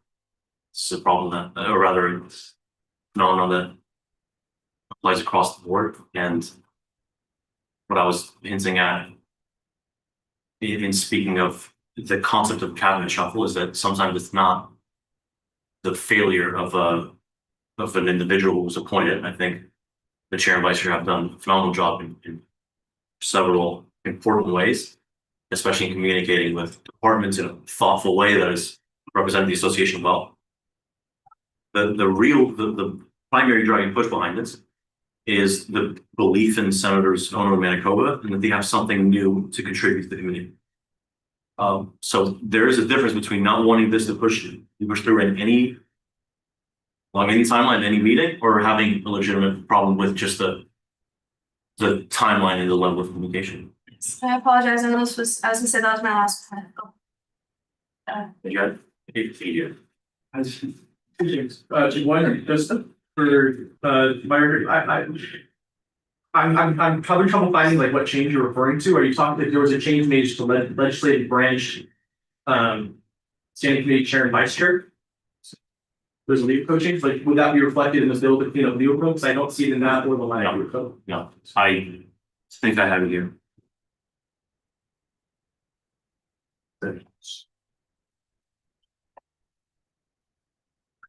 So like depending on whether or not that change was actually made, will like determine what else I can go ahead and probably want. And the other thing is also just while the IDP is looking is if you are a person who's being appointed to this position, or if you are a person who currently holds this position, you should not be taking a vote come time you guys speak vote on this for conflict of interest. And since the Senate is Donor Connection is affecting like your direct funding, I would appreciate you guys putting something on the agenda. Generally, like if it comes to a scenario where like a lot of you guys are friends and you can't necessarily make the vote happen without having people vote, just add a statement. It's like due to the necessity of needing members to vote, we address these conflicts. Like we said that some of us might have conflicts where we proceed with voting to the best of our knowledge that will be as impartially possible. Okay, the relevant section that was removed was, I'm quoting directly, the appointment of senators to standing committees shall be for the duration of the academic year. Any two senators may choose to switch seats on standing committees at the first meeting in the next quarter with the 2/3 consent of the Senate. That was asked. That was passed in the last meeting, and I remember vividly that you were upset by it, like you should. Sure. Okay, so that doesn't change the substance of my next point, which is so section 6 was untouched. The chair, sorry, no, sorry, section B, or rather point B of that. The committee chair and vice chair shall serve the duration of the session unless removed from their positions by the election of a new chair or vice chair. These positions shall not rotate amongst the members of the committee. That was asked as well. That's also gone. That's also gone. So the process is solely governed by what's in standing rules, which is how we've been running it the entire term. Okay. So standing rules are generally not meant to be like a substitute for the bylaws. Standing rules are supposed to be like what time we're holding our meeting, the format we're holding our legislation, conduct within meetings, how we want to take votes. It's not necessarily like it's not a substitute for the bylaws. I wouldn't necessarily like so the chair appointment is the only thing remaining is the IVP shall nominate the chair and vice chair committees. That is the only thing remaining in section 6. Point of information. Mhm. Okay, so just to clarify for my own and everyone's understanding, the sections of the legal code that would make this action illegal have been removed in the previous Senate. The only thing remaining is that the IVP can appoint someone. However, supplementary literature, the standing rules have provided a guideline. So this is a question, I'm framing it as a question really quick, but I'm preempting the question. My understanding is that obviously the legal code is the supreme, of course, but if the legal code doesn't have something specifically contradicting the standing rules, then the standing rules essentially serve as a supplement, right? And so that's what I understand. Like, am I wrong? Am I right? Please. So like again, standing rules are really just for like parley problem, like conduct within meetings, taking votes. It's not how we're gonna do an appointment and like it's not a bylaw substitute. And like necessarily like taking out a line of legal code, like appointments are generally understood as year long.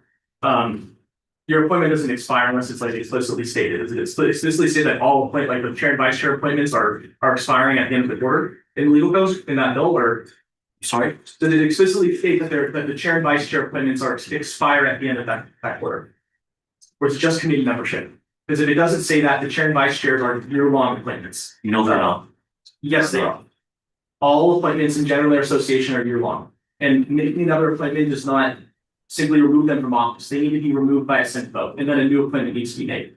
And I also have issues with how this like application process has allegedly been conducted. I don't think it was communicated well to all senators. Because this is an ethics thing, every senator should have the opportunity to run for chair and vice chair. It should not be well, we said it one time, so it's up to everyone else to like make that possible. Yeah, so let's take those one by one. The communication thing, there's no concession, you're completely right. What are you basing? No, apparently they changed the. What are you basing the it being the entire term when it was explicitly removed by the last legislative body? And the closest equivalent of the relationship between legal code and standing rules is that when federal law is silent on something, state law speaks on that matter. That's and the idea that standing rules doesn't apply to anything besides sort of trivialities or the details of the meeting is just plainly false. Like it concerns several things of substance and how you deal with legislation, even referring legislation to the Attorney General, actually, if Senate leadership is concerned that it might run contrary to legal code, like the section that would make them term law was removed, and the other, so the Point of order, can we, since this is quite contentious and it's also week 10 and like these appointments shouldn't be happening week 10 anyway, I was wondering if we could possibly do these appointments in week 1 of winter quarter and start it then. I don't, like, obviously there's things to be discussed, and also I wanted to speak to Senator Shurkin, and if I can speak for Senator Mohis, like there should be a standardized procedure that's communicated to everyone. And Senator Ono, Senator Manitoba obviously are very qualified, as are all the other senators here, but there's no standard procedure. There's no reason why the Senate should be voting for Senator Ono and Senator Manitoba for these specific positions. And my suggestion is if the IVP could list out a standard procedure, and perhaps if you have the time, conduct it over winter break or before week 1, week 2, and then we can talk about these appointments after. I feel like that would be best, instead of the IVP and the AG talking during this Senate meeting, which might take a while. And there's clearly just, again, lack of communication and standardized procedures for every single committee. Because if I am understanding this correctly, the point of the bill that you made as senator was to reevaluate the chairs, bring in new energy every quarter, but I feel like a lot of senators weren't aware of that, and the reason Senator Ono, I'm suggesting Senator Ono, Senator Manitoba have these positions is because they took the initiative to reach out for this, but this was something that not everyone was aware of that. okay. Since the days of the Roman Empire, ignorance has never been an argument in law, ever. Not being aware of something is not an argument. Besides that, and the idea that, you know, the Senate should be voting on Senator Ono Manitoba's appointment, I think is wrong. I think they're incredible at what they do. Other than that, I'm fully with you. We can discuss this week 1 of winter. Yeah, we can discuss this week 1 of winter. And we have a more thorough process.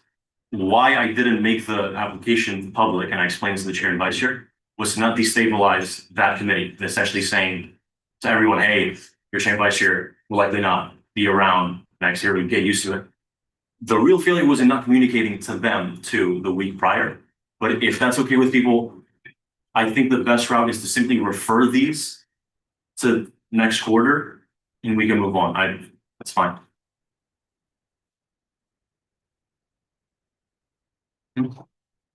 Pardon? One question. What did you post? No. Sorry. Pardon? Yeah, no. Do you still have, I did something to discuss. No, I wanted to. After that was, We're in the middle. we're in. We just ended it. Oh, yeah, just, okay. No. If there's no, There's you sustain your public motion. Yes. The question has been called. Is there any objection? Call the question. Objection. What's the objection? Okay, could be wrong with regarding towards the which is ordered, but I think that we should be different regarding to this particular procedure, because some things, as you mentioned before, have to be discussed, and should be reversed, which would get different, we just sort of approving all of the considerations. So either you So you call the question, we hear what it is, or we go into a vote? Can I, He's familiar. can I hear what it is before I rescind? Is that possible? Can we figure out instead of triple steps? No, no, you actually cannot. Okay. No, the point of this is to, once you've called the question, the point is to move them. Okay, I don't rescind.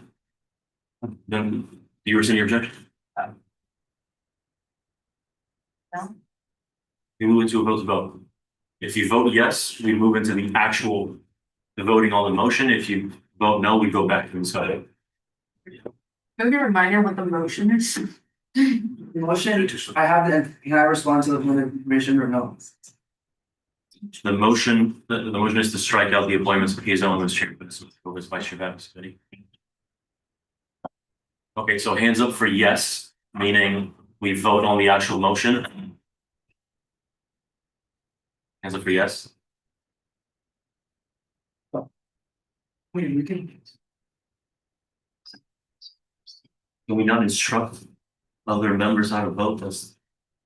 Shoot, like, That's Point like of- point of- symbolic level.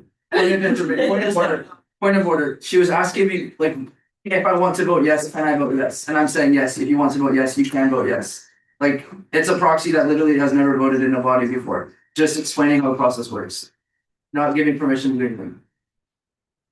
So yes, if you want to vote yes, you can vote yes. If you want to vote no. Understood.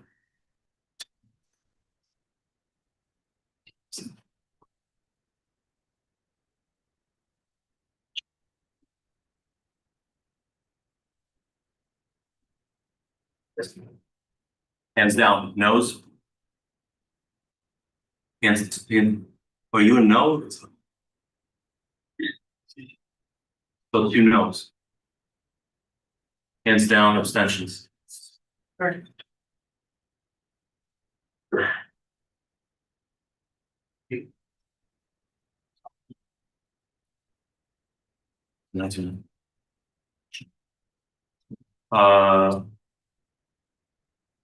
Motion failed.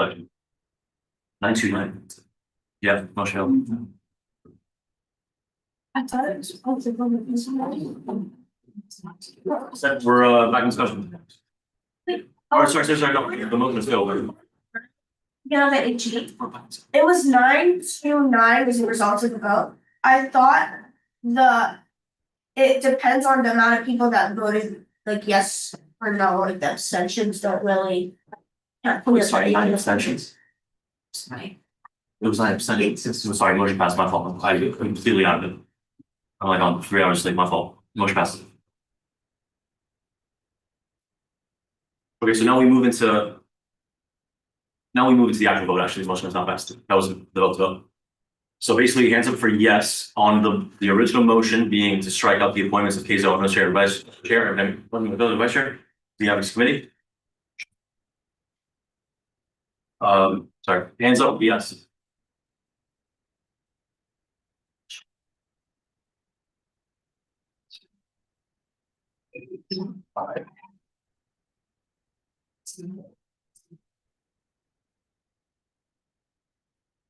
Keep your hands up. Yes.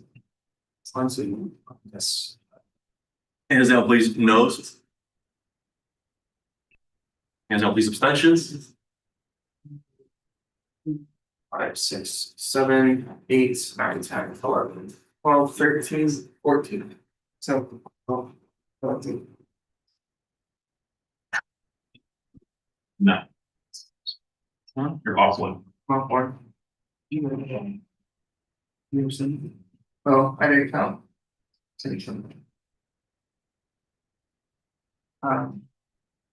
Let me know.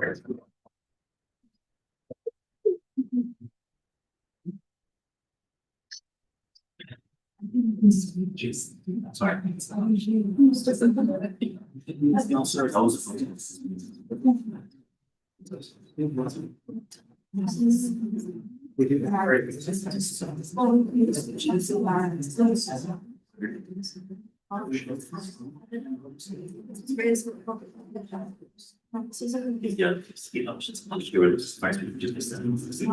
Okay, let's redo the hand vote. It's not clear what the result was. Hands up for yes, please. Right, what are we doing? Right, that's- Obviously. So, I just want to look at. Silence. You take legal to account for a week. Hands down, no's. Hands down, abstentions.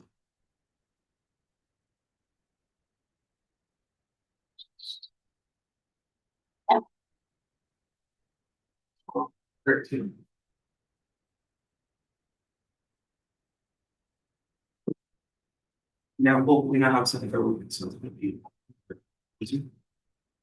I don't possibly should. Um. Okay, motion passes. Okay, while we're at it, you can. You can still make the regular motions on the rest of the. Appointments. One thing is that the appointment of the.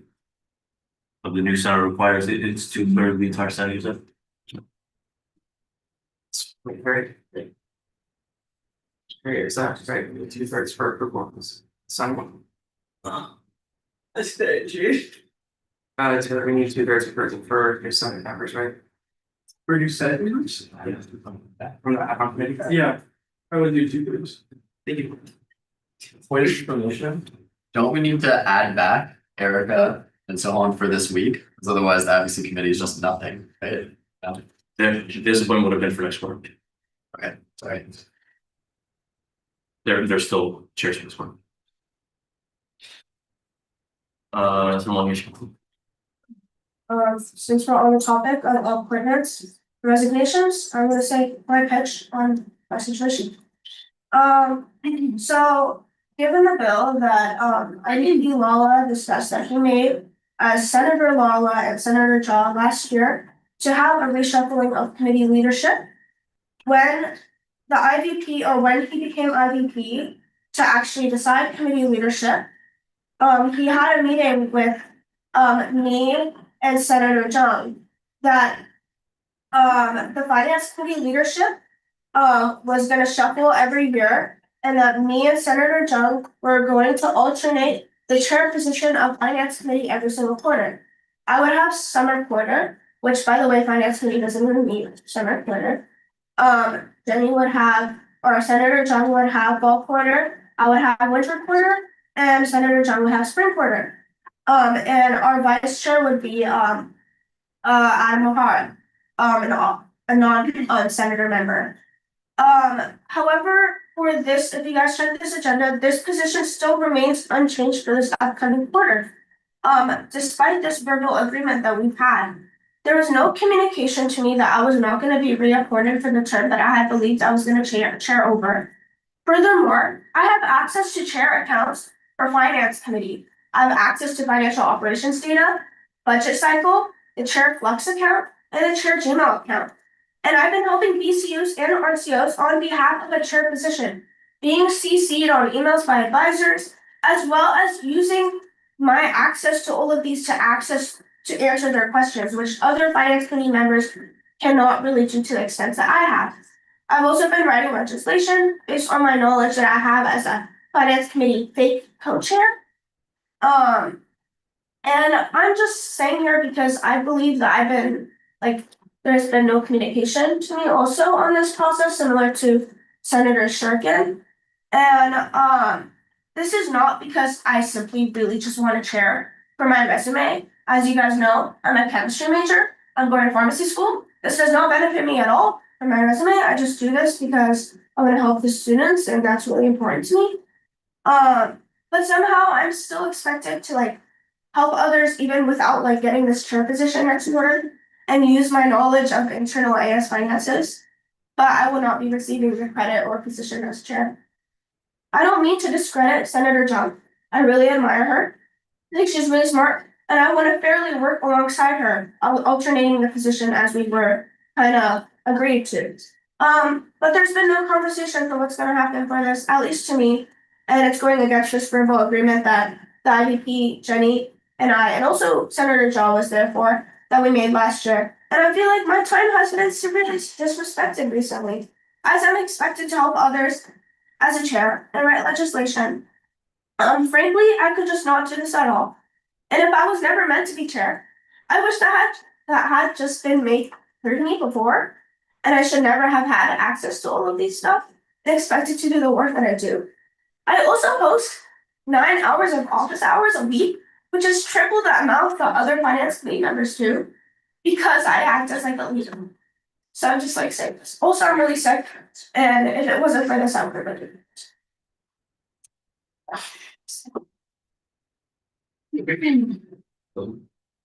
Thank you, Senator Maltese, for sharing your thoughts. Being that it's week 10, all of us have finals and the Senate is convening on school matters. This is not to dismiss you in any way, but I'm asking that personal matters going forward for the rest of this meeting and be taken up winter break, being that we have to be out of it. And we all have finals to take trouble. But thank you again for sharing your thoughts.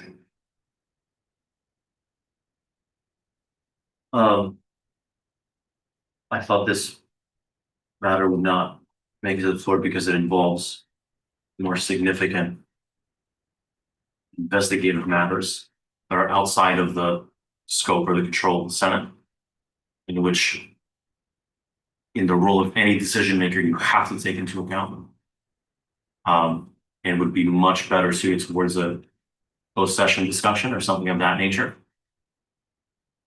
which it's not best to disclose in public, but there are serious reasons behind this, and no decision of this nature is made on personal grounds, not a single. Senator Lucan. I'm so apologizes, I'm a little late to this discussion, but would it be possible to just table these appointments or strike them from the agenda and add them to the next meeting so that we can all discuss? Virtually anything is possible, but this is the exact opposite of what the Senate just voted on 5 minutes prior, of keeping the same appointments because we really care about consistency and valuing the role of those leaders. So the tune is just completely turned on its head, and I don't understand why. Senator Patrick. I think a reminder or a refresher is, and I'm in no way speaking in any type of way. You all are here to provide insight on how us fellow senators should vote, and so I think the discussion should tread closer along those lines. If you and this is for everyone, if you have a concern with something that has happened legally, the Attorney General exists, the Office of the Student Advocate General exists, and JC exists. But we're here to vote. And along those lines, we're being called in here in week 10, and so I find it highly counterintuitive to ask us to not take our time with this agenda. I think that if we're going to be called into week 10, we should be taking care of business as usual. But again, your conversation and your discussion should, at least in my opinion, should be along the lines of relevant rhetoric in line with how we should be voting. A lot of this stuff doesn't really help me, in my opinion, on what we're voting on at the end of the day, which is what we're doing.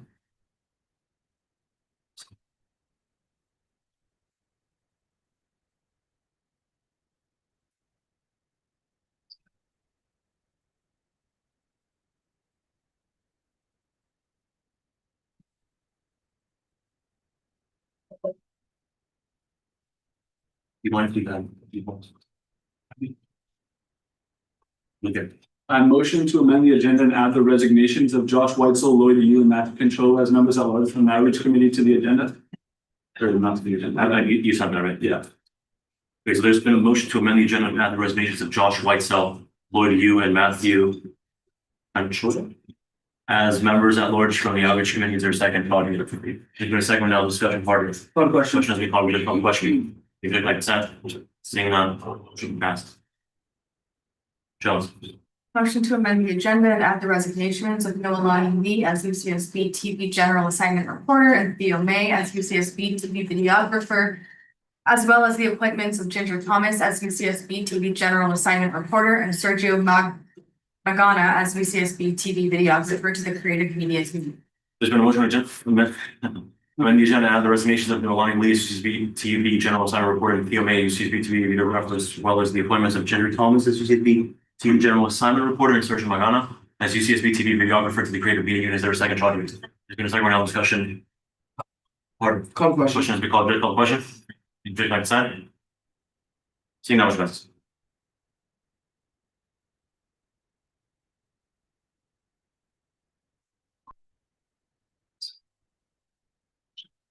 Ladies. For sake of uniformity, that's not a word, and for what I said earlier, no one has to second here. Do this at all, but motion to strike chair and vice chair positions from all Senate standing committees. Yeah, this, I,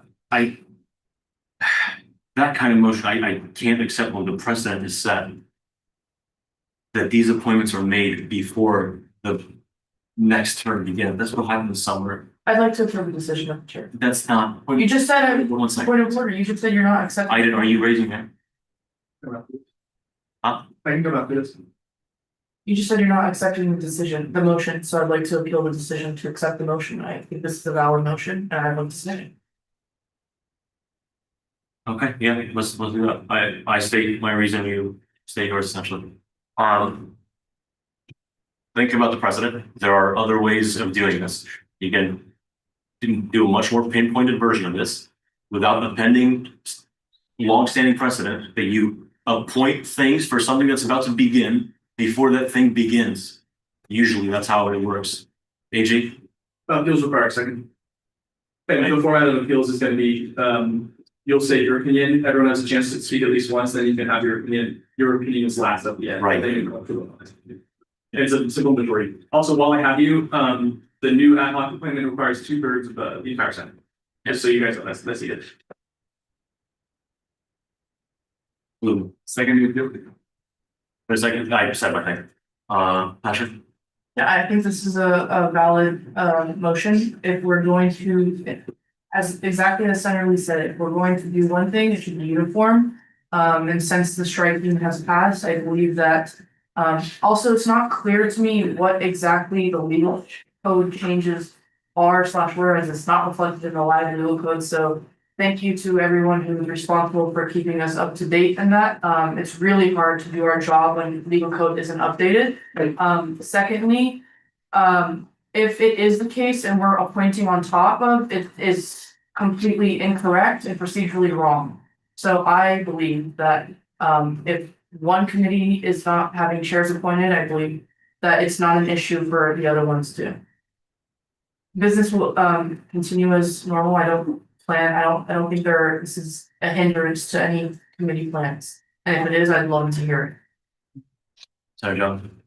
So this is, I know it's complimentary for me to say on this, but I do want to say finance committee has a different nature than other committees in terms of like there are business that need to be conducted during the winter break. So if the women is not, then who is doing the job? Okay, I'm just gonna make this as clear, and I'm not gonna speak on it again. In our group, we go constitution, bylaws, setting policies. When something is basically we refer to the higher ranking document, correct? Standing rules of the Senate is only under Robert's rules. It only pertains to meeting procedures and it has no impact on chair appointments. When an appointment is made, it is largely understood and just, in our legal, all appointments are year-long appointments. Nothing has changed. You guys will remain in your positions. If Erica were to lose her position by someone who was appointed, Erica would have grounds to take a JC case because that's not legal. She would have either have to resign or be removed. Nothing is changing. Everyone is staying in their appointed position. I want to make that clear. If that were the case, then the chair of the liaison committee would be Victoria Lee. The vice chair of the liaison committee would be Dan. If they didn't resign, then there are grounds for JC for that. Yes. For information, that one was specifically only resignation, though we did vote upon the Senate regarding those particular amendments still, and it was not from the resignation itself, as different matters that I will exist on that. I think just for my some. Point of information is to ask for information. We're still, honestly, I can, let's just vote on, I'm, you're not, we just vote on this, I think this, it's pretty clear. Everyone speaks once. Hepburn. It's all a question. No, it's just like, You show me well. yeah, we should move it to a vote, basically, like. Can you lay out what the options are? It's just yes, no extension. Simple majority is required. Yeah, for like what, So if you're voting yes on this, you want to appeal the decision of the chair. And you want to have a motion, you want the motion to be allowed on the floor to strike all appointments. You vote no, you agree with the decision of the chair, and his overturning of that motion and not recognizing it. okay, hands up for yes?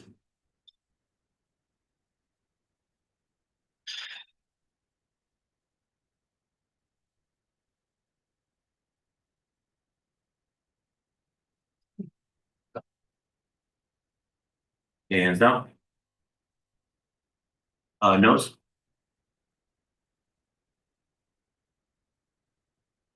Abstentions?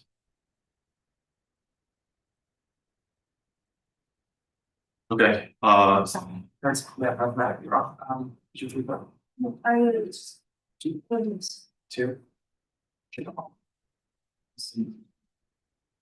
Oh. Okay, thank you. okay, yes, now that. So there's been a motion to strike out chair and vice chair from all Senate standing. You said chair and vice chair appointments from all. The motion to strike out chair and vice chair appointments from all Senate standing committees, is there a second? Patrick, Motion to amend the motion to it's read. not a motion, it hasn't been It's a seconded. subsidiary, it's subsidiary. It hasn't been, it's not. Second discussion. Oh, yeah, you're right, I apologize. Second, Second motion, okay, we're not in discussion. motion. No. I didn't, can the second amend the motion, that's fine, right? Anyone can approve the motion, right? Patrick,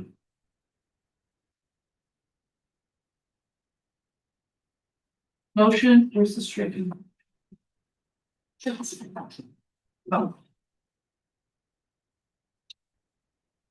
Patrick, motion to amend the motion to motion to strike out chair and vice chair appointments from all Senate standing committees with the understanding that their positions are to be year-long appointments.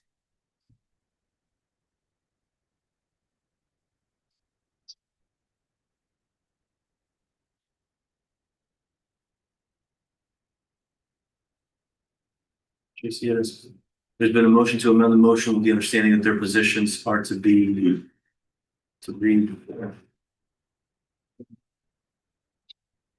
Motion to strike out chair and vice chair appointments for all Senate standing committees with the understanding that their positions are to be year-long appointments. Is there a second?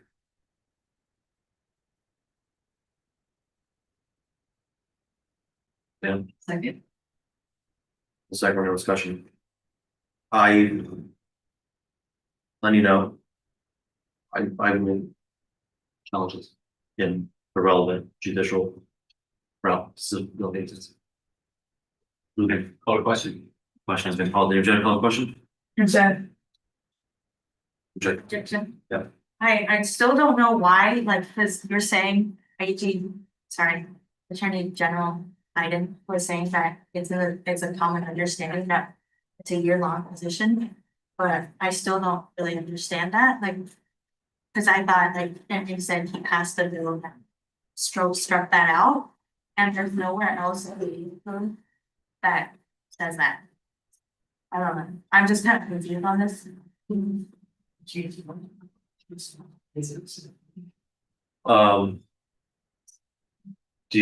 you rescind your call the question? Yeah, I rescind. Okay, we're back in discussion. This is the Attorney General's interpretation. Basically, based on, I love you based on God knows what. Like there's a legislative change in the last term that he is outright denying, disagrees with it functionally. Respectfully, I would request that you ask either Holly or Sean about this matter, or how about the former IVP, Son Kalia? Or when a position is filled, a position is, it's my mistake that I didn't catch this earlier. It was pointed out to me, but I don't really think much of it at the time, but you guys are false, and I would recommend that you talk to Holly on this. It doesn't need to be blown up on the extent that it has to. Holly, you're welcome to speak on it. Yeah, absolutely. Thank you, Taylor, and thank you, Henry. I'll really just second some of the comments that have been made by your Attorney General. Both in historical practice, because once students have been appointed to positions, we don't, well, I mean, in most positions, yes, including the Senate standing committees, there is language that states that they are year-long appointments. Also, you kind of get into tricky legal territory when you remove people from a position without their consent, really. So I would encourage you all to consider it from that perspective, right? Because we wouldn't do that to a BCU member. We don't have rolling membership, right? A lot of your bylaws and standing policies are really built around consensus, around transparency, around equal opportunity. And so both you have language in your bylaws to support that they are year-long appointments. And I think if you want to change it, I would really discourage any action that like just reappoint somebody because in most other areas of the association, you really need to have the process by which somebody either resigns from their position. There are some instances in which removal from a BCU is possible. You could take some inspiration from that. But really the removal process is like if somebody like ghosts a committee and we can't get a hold of them, or they're appointed and then the BCU never hears from them again.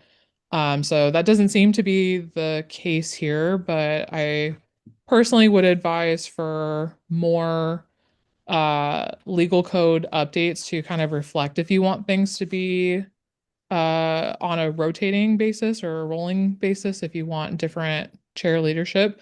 I'm not speaking to the positives or benefits either way. I think that's for you all to make a decision whether you think that that's a better mechanism or not. I think you can weigh, sort of the longevity versus if you want multiple people to have leadership opportunities, that's for you all to decide. But in terms of making the process kind of uniform for everyone. So if you're appointed to a position, you either resign it or you all write a mechanism for someone to be removed, or it's written in a way that allows for multiple appointments to happen. And I would agree with some of the other points that some senators have made, that being able to open applications to everyone to make that process really transparent, I think is really in alignment with your values as senator. So I would encourage that also. But to make a long story short, yes, there is legal code supporting a year-long appointment process, and I would encourage any official updates if you intend to deviate from that process. Thank you, Ollie. I appreciate both of your input. I want to note that there is significant variance from entity to entity in this association. Some of you might know there are entities which have like 5 co-chairs. I mean, you see things of like the most interesting kinds if you look through our legal code.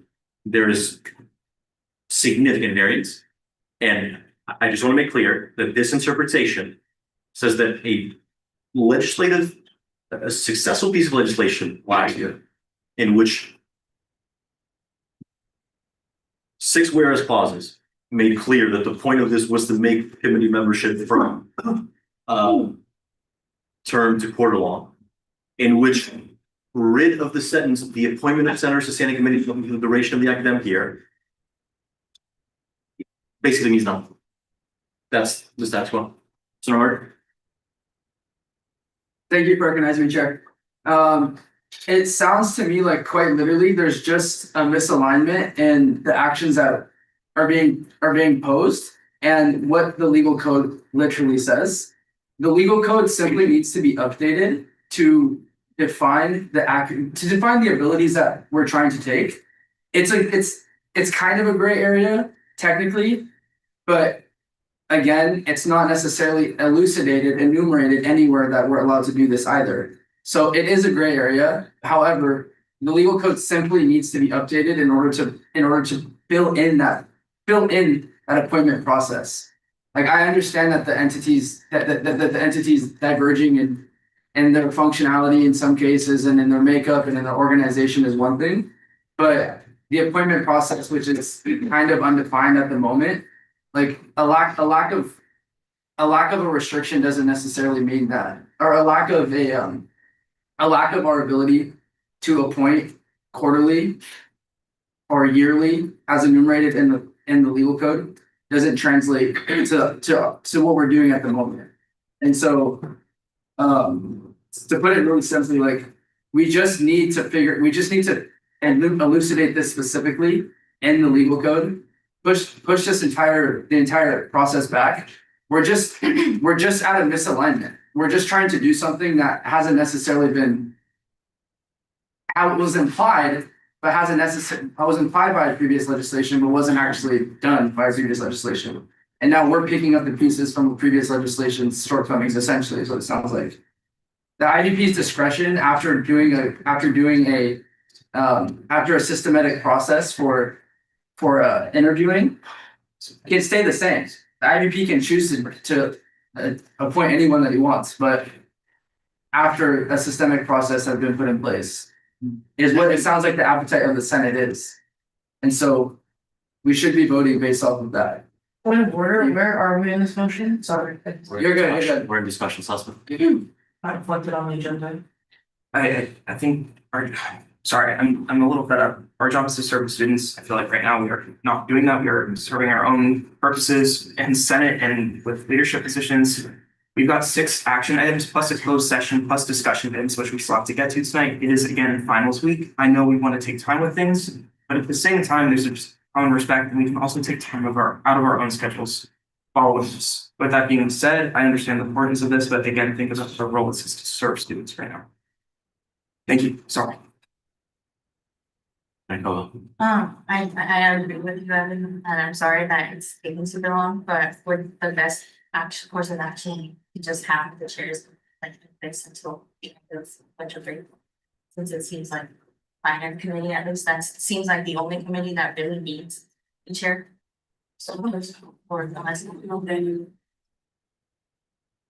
Well, yeah, as it stands, if you want to get rid of these, we will start the quarter without chairs. I'll make that clear. We're starting quarter without chairs. That's the function of it. We're still in discussion on this, and let's just. According to the Attorney General, all the chairs will stay in place, so I think I'm of the opinion, and if everyone else is, I think we should call the question, vote on this and move on. Okay, we're not discussion. However, the question has been called. Was your objection on the question? Any objection on consent? See, no motion passes. So now we read this last thing. Hasn't been passed. Wait, no. Pretty well, no, it's yeah, just make that it's something, yeah. Yeah, just a copy of it. Look at it. Call the question.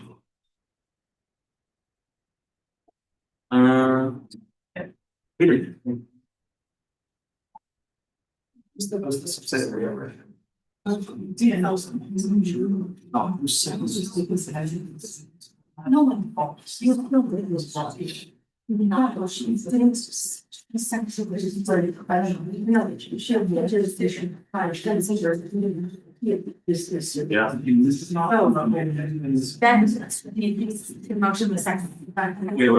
Okay, yeah, the original thing was actually invalid because it didn't have a second.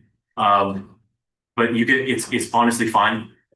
Just motion the same thing. I won't get into it, just motion the same thing and let's just get out.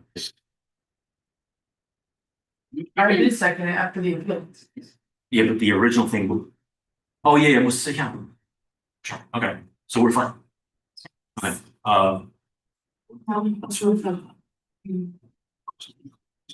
yeah, and to be clear, this motion would not supersede any policy. The question has been called, right? See, okay, has been called the question. Is any objection to call the question? Any objection by consent? Seeing none, motion passes.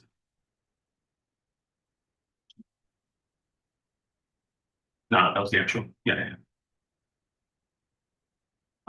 Usually we just get rid of them. Just like actually remove them from. Item, do you have any preference? No.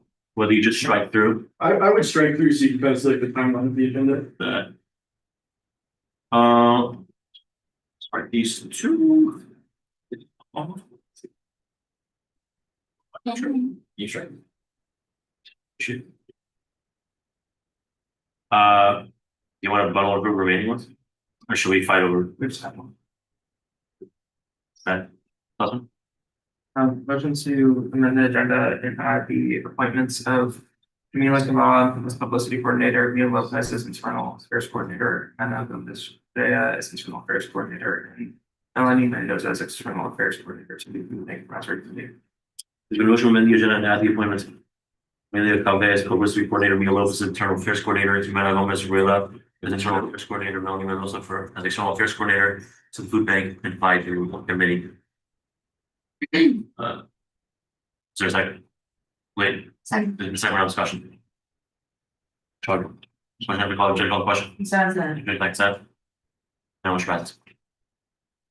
That's on. Hey, you guys have been adding like, the motion you've been adding when putting them to like. You can bundle and approve, just be wary of the 2/3 thing. For the Senate. Like, I have a question about that. Should we do the appointment of the senator separately from the bundle? you can, you don't have to. Passion. Did we hear a report on the ad hoc committee's findings on this appointment? Is that earlier in the meeting? It was also an email, exactly. Yes. It was earlier in the meeting when I was not here on the first call. It's on the agenda. Good, got it. Thanks. Floor is open. I motion to approve the appointment of Alec Geosimonian as College of Creative Studies Senator by hand vote. There's been a motion to approve the appointment of Alan Geosimonian as College of Creative Studies Senator by hand vote. Is there a second? Second. There's been a second round of discussion. All these questions been called issue. Is there any objection to call the question? There was another question on that. Hand vote now. Hands up for yes, please.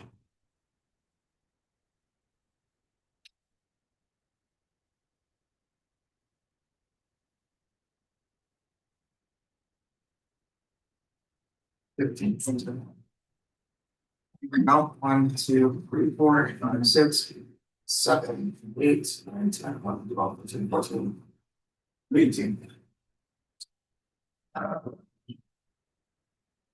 16. Are you counting the same digit oxygen voting? No. 16.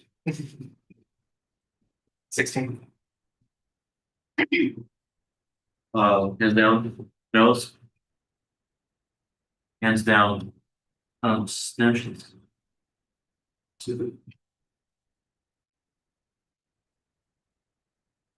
It's 9. Okay, 22. Passed. So, okay, motion passed, 12th amendment.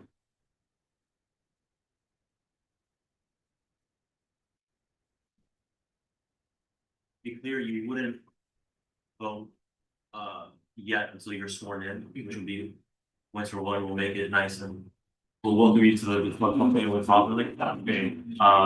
Until then, you're lucky you remain a proxy to Manala. That's all I can do. Yeah, it's unless I didn't has a passionate opinion on deep down. Yeah, it's not taking it. No. We took the oath twice, by the way. Yeah. It's great, just to let you know. Okay, sorry. We're serious about it. Okay, remaining appointments remains to be appointed. Or something. We should.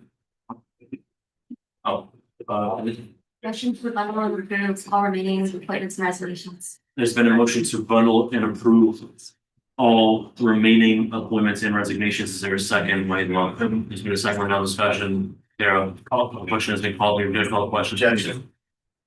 Wait, should we talk about the resignations for the outreach committee? Did they choose all to resign or are you firing them? Okay, I just understood. That's my objection. Fair point. I wish things were that easy. This been called the question. Has any judge called the question? We just accept the objection by consent. Seeing none, motion passes.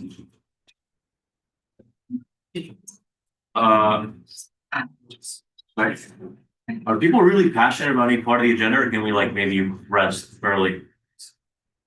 I mean, okay. I should have just reasoned. Fine.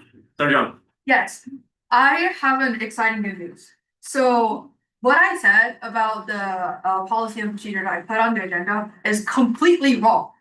All the amendments that we actually advised to our staff members was not put in because they were very wisely decided that we have not settled on consensus and a lot of things. So all the things that we put on the agenda for this particular document is basically fixed on the names and the grammar.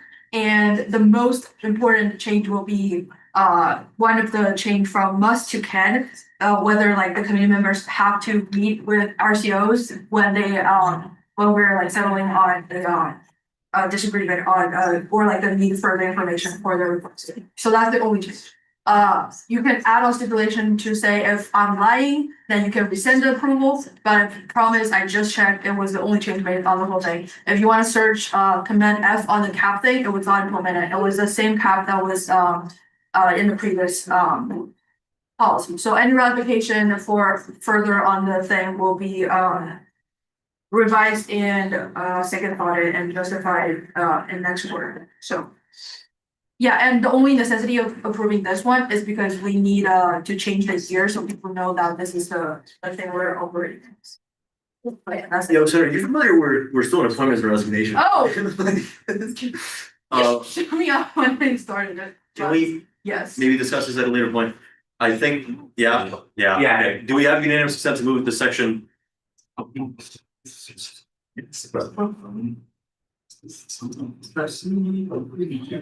that. Okay, do we have unanimous consent to move to section D public forum? That's Like I said, seeing none. Mr. Former is Vice President, whose pain I now understand with your own. Someone, yeah, so section D, yeah, sorry. You've heard the speaker agreements? I have. Would you like to extend your time or 3 minutes? Could we get, when do you guys normally do recess? 9. We do 10, is that okay? We might not use the whole thing, we can go quick. Yeah, let's yeah, so. Advice, so can I give you a name? I'm on Would you spell it out like full name? ANAND, the last name GIDUTHERI. Big mouth all the time.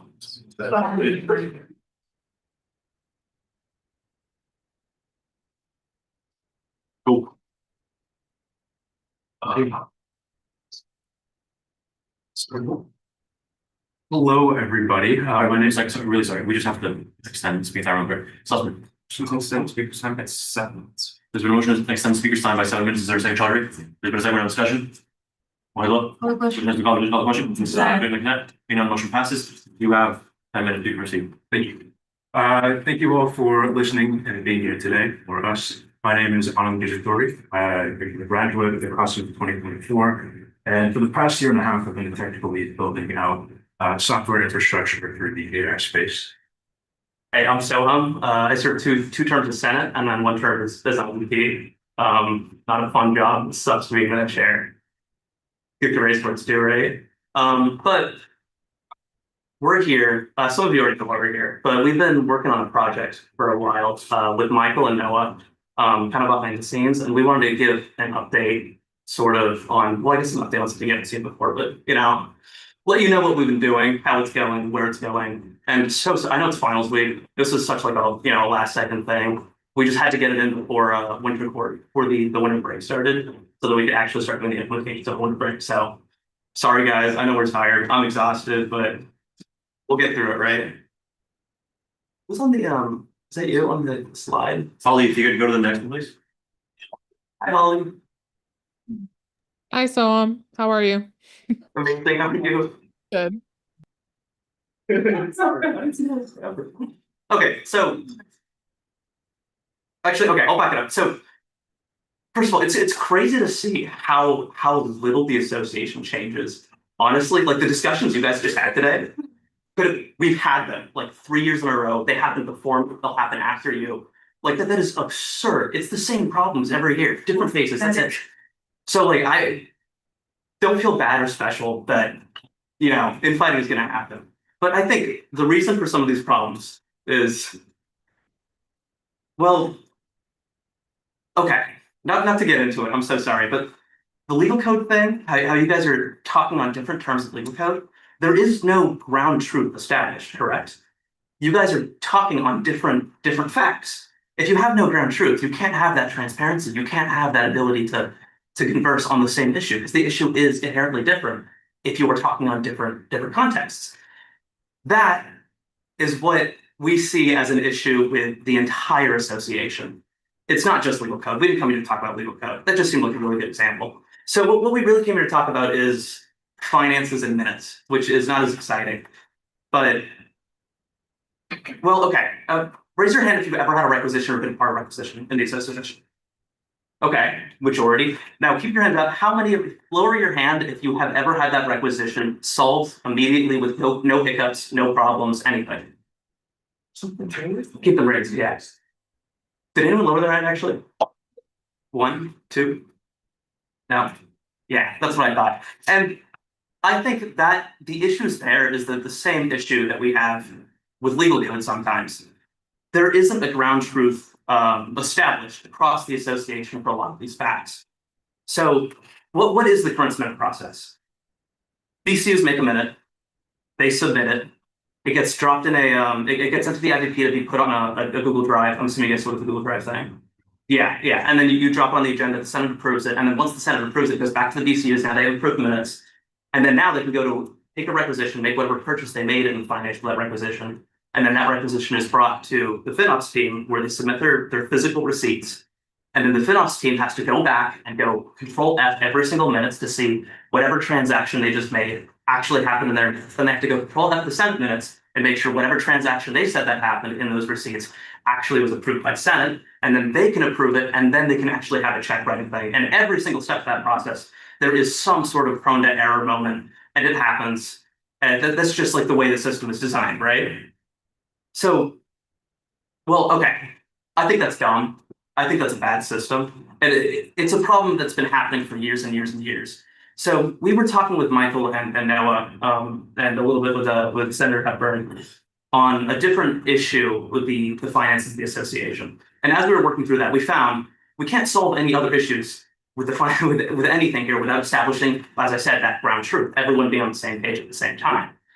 So what we came with was, well, Michael, I don't want to speak for you. Could you tell us a little bit about the needs on your end? Yeah, hi, Soham. I came back, everybody, and it's because of this project that I'm again not passed out and long day and everything. Thanks for the opportunity. I've supported this project and the work that Soham did while he was a member of the Senate, and it's gratifying to see you back with such energy and your partner. And I've tuned into some of his development project work, and I have recommended that it's not just the financial fund management and return of investment and dividend proceeds beyond 5% that we're talking about now, which is one of the elements of the development project, which is a fund management cash utilization of reserves optimization in a very balanced portfolio manner, adhering to investment advisory committee standards of an investment policy statement, which is in work, etc., for a new Fidelity investment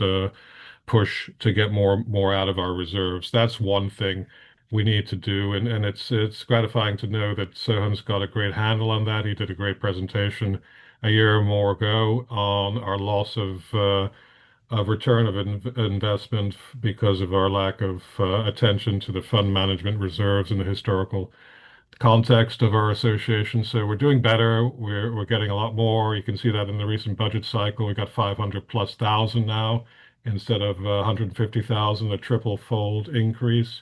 We want to go further. We want to make it 10%. So this will help. What came out of that discussion was the fundamental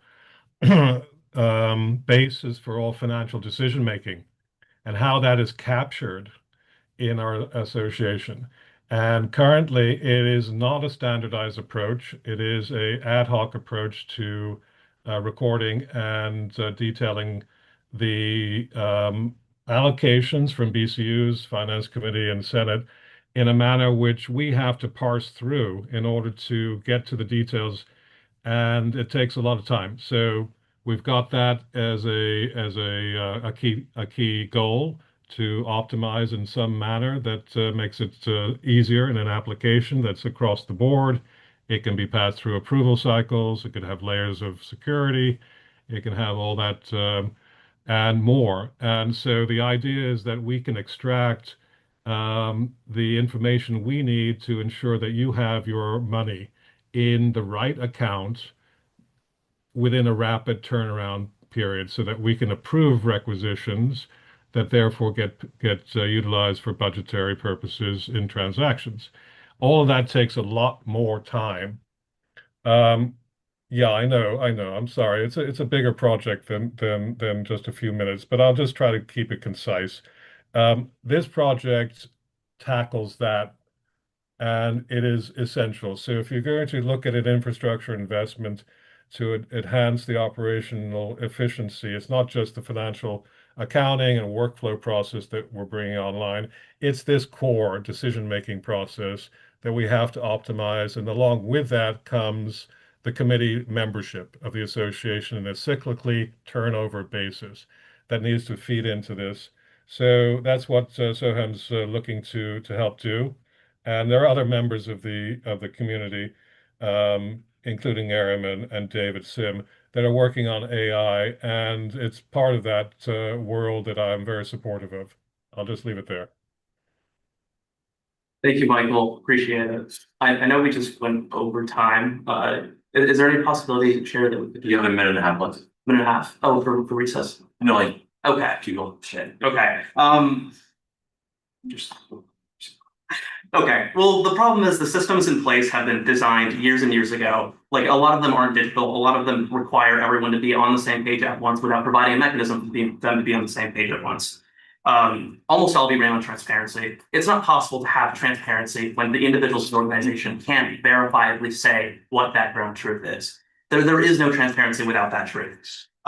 So we've started creating the actual digitizations and systems in place that would solve these issues. I sent everyone a link to the Senate group email blast for what we have right now on the minutes side. It's just a demo. Click through it, check it out. I think it looks great. That's just one part of it, one little piece that we're trying to hit. The other pieces. Yeah, can we go to the next slides? Next slide, please.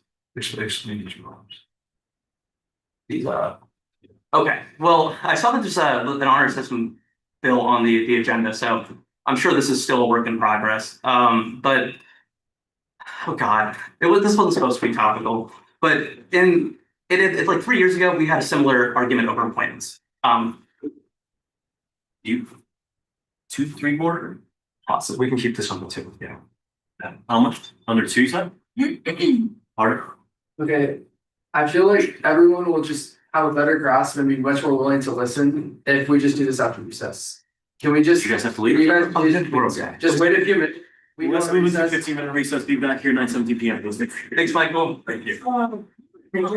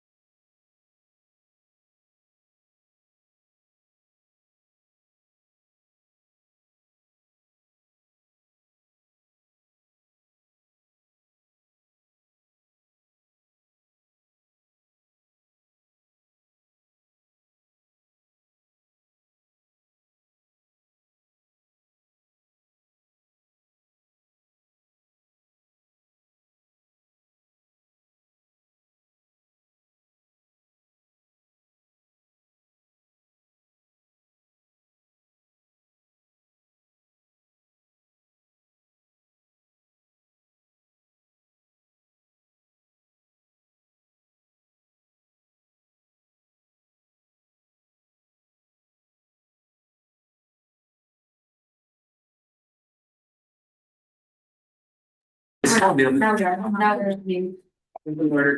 Paul, you can hear us all? Yes, I can hear you.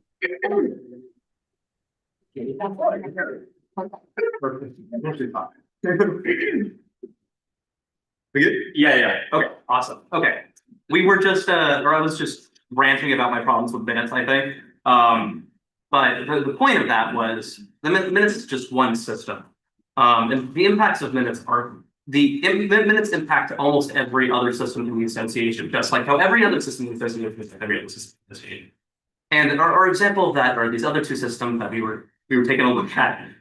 They look great. The honorary system and appointment system. Now, 3 years ago, we had a similar issue with appointments where there wasn't a very clear chain of command. Someone discovered in the legal code that chairs of BCUs and specific committees needed to be appointed by the president, and they needed this specific document. There was a whole mess. And all of that was already in legal code, but it wasn't followed because everyone was following what the Senate for them did. And the Senate for them just hadn't read that specific part of legal code because, it's 500 pages. And the reason I bring that up is, well, okay, currently, does anyone know who the chair of Take Back the Money is? 1, 2, 3 people. Yeah. Well, it's just like, do you know the exact budget of their food for the last 3 weeks right now? Could you give it to me right now? No, you can't, right? That's not your fault. How would you find that out? You would go through Much higher than it should be. It's not a claim I'm making, to be clear. But the point is, you don't know off the top of your head, and you don't currently have a way to just find out. Like you would have to what? Go through every single one of the minutes, hit Control F, and find like a food budget and add it up manually. That's absurd. Even if like a student was able to do that right now, they can't do that. That is not transparency. Is what I'm trying to say, which kind of leads into Yeah.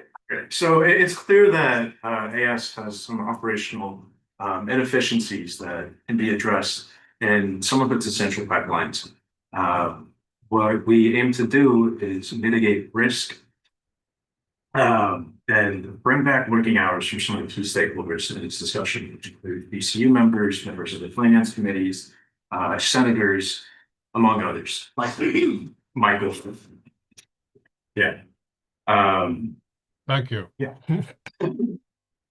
Another point that I'd like to discuss is that the information, like Phil mentioned, to even come to these insights, it's strewn across a plethora of different sources. There are Google Drive documents and shared internal emails contain information that should be public, depending on circumstances. But that information just isn't accessible.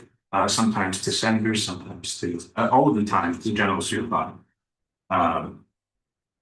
One thing that we want to do to address this is centralizing all of the data that AS manages, including the minutes so we can track its approval status, transactions, and making sure that all of that is transparent and clear and visible and accessible to everyone whose money this affects. And the nice thing about having the Senate and the Constitution and the legal code and standing rules is that these processes can be codified, which means that these processes can be digitized, which means that we can empower the students to take control and make more informed decisions and have more reliable procedures and operations in this great 21st century. So, okay, jumping in, I'm sure some of you have it open already at the minutes platform. I want to like connect some of the words we're saying to like actual things we can look at. So when we first brought this to Noah, he wanted to see the not going to speak for you again, but the that whole like financial transparency section. Like just your ability to click on a BCU and see what their budget is, see what the money's been being spent on, you and any student anywhere. So currently, obviously, it's not hooked up to anything. This is just a demo, but we'd have to like look it up through the back end.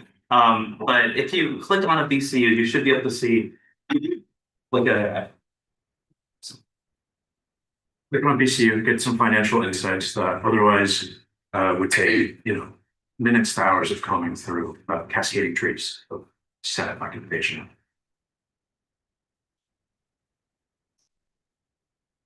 Oh, did you move to the next slide, please? Oh, it's the fund. Okay. Okay, so I know all of my words are just kind of like a jumble of fun buzzwords and like ideas. But there is a central core vision here. My point is overarching. AS works in a million different ways all at once with everyone doing their own thing and assuming everyone else is on the same page as them. It's not working. If there was a way that you could put all of your appointments all through one portal, it would work. It would do whatever the legal code says it does, and then everyone could see auditably the entire transaction history of who saw the appointment, who approved it, where they were, when they were there, all of that. Then you would have an actual org chart. You would have that ground truth of who is in the association at what time. If you have that ground truth, you can then build on it. You can say, oh, these people in this VCU submitted these minutes, or these people were in this VCU and the chair said these things about them in our honorarium retrieval process. It's the ability to just build. Well, it's the foundations needed to actually know what is happening in the association before you can even make a decision on what you should be doing. That's what we're trying to propose here. I feel like that's basically it, yeah. Hoping for a dialogue. I know you guys are short on time, so the chair, of course. Thank you for both coming in. This has been a consistent topic of legislation this year is modernizing. One of them being on tonight. So my question is, currently in legal code, there exists an act called the Minutes Transparency Act, which is essentially to have the VCUs bullet point their finances, which we all know doesn't work because it's just not in place. My question being is, do you think it's going to be inevitably struck in the bill to clean up legal code? Should that be expanded upon, or is there another way to do that where the Senate is made aware of these finances that are happening within these studios on a weekly basis? Sorry, I'm being wrong. So that way we can understand what's being spent on food or what's being spent on events, etc. Yes. I'll answer your very last question and then reference the context. So one of the things Noah actually specifically asked for was the reportability of every week you log in the portal, it will give you a sheet that says exactly what transactions happened all across the association every week. You can see exactly what types of transactions. Was it all food? Is it like 30% food? Was it speaker fees? Who knows? Yeah, obviously it changes every week, but it would all be there. And then you can, base the rest of your decisions off of that. So yes, and then on the minutes thing, the minutes, that act failed, obviously. It didn't work very well. I think the reason it didn't work wasn't because, in spirit, it's a standardization bill, right? Without actually adding standardization. It was supposed to be a compromise between VCUs who wanted to do their own thing. On minutes, obviously minutes are all not very standardized, and just having one single template for all VCUs to use its minutes. And what it ended up being is just another thing for VCUs to do that is just not going to get passed on. So what we kind of see this is as an opportunity for the Senate to standardize processes that they want to be codified going forward. Because obviously, you put something in illegal code, it doesn't always happen. But this could be your opportunity to make sure this is how things are done once and for all. We have a minute left, so maybe probably 2 minutes. Would you be available to write such legislation so that way it can be codified by the end of this term? Yeah, it's been a while, but I'd love to. Well, okay. Thank you guys so much for bringing this to us. I know we've been discussing this for a while. I hope everyone has pulled up the website that they shared with us and started to click through it. You can literally find any information you need of all the stuff we always complain about in this demo that they have set up. So I think it's super cool. I just want to make everyone aware of that. My question to you guys is, what are you looking for from us tonight, if anything? Okay. So I sent an email to Henry with both the proposition and the presentation. The proposition has the actual specs of what we're doing. So in our discussions with Michael and Noah, what we settled on a few days ago was a Here, you can cool. Okay, cool. initial exploratory period to actually spec out every single system, every single process, which obviously I wanted to just go do it, but that's fair. That's very responsible if you guys don't want to do that. So this spec sheet is for the initial discovery period and the minutes portal. The minutes portal is done. It just needs to be implemented across all 50 something VCUs, which obviously takes a lot. Does that I just forwarded that email talking about. Does that answer your question? Yes, Okay. thank you. I think that's all the time we have. Thank you guys so much for taking the time. Yeah, a couple of you came up to me saying they want to help work on the project. I sent my number in the in one of the emails. I would really love to get as much input as possible from anyone who's interested. That's all. Thanks, guys. Appreciate it.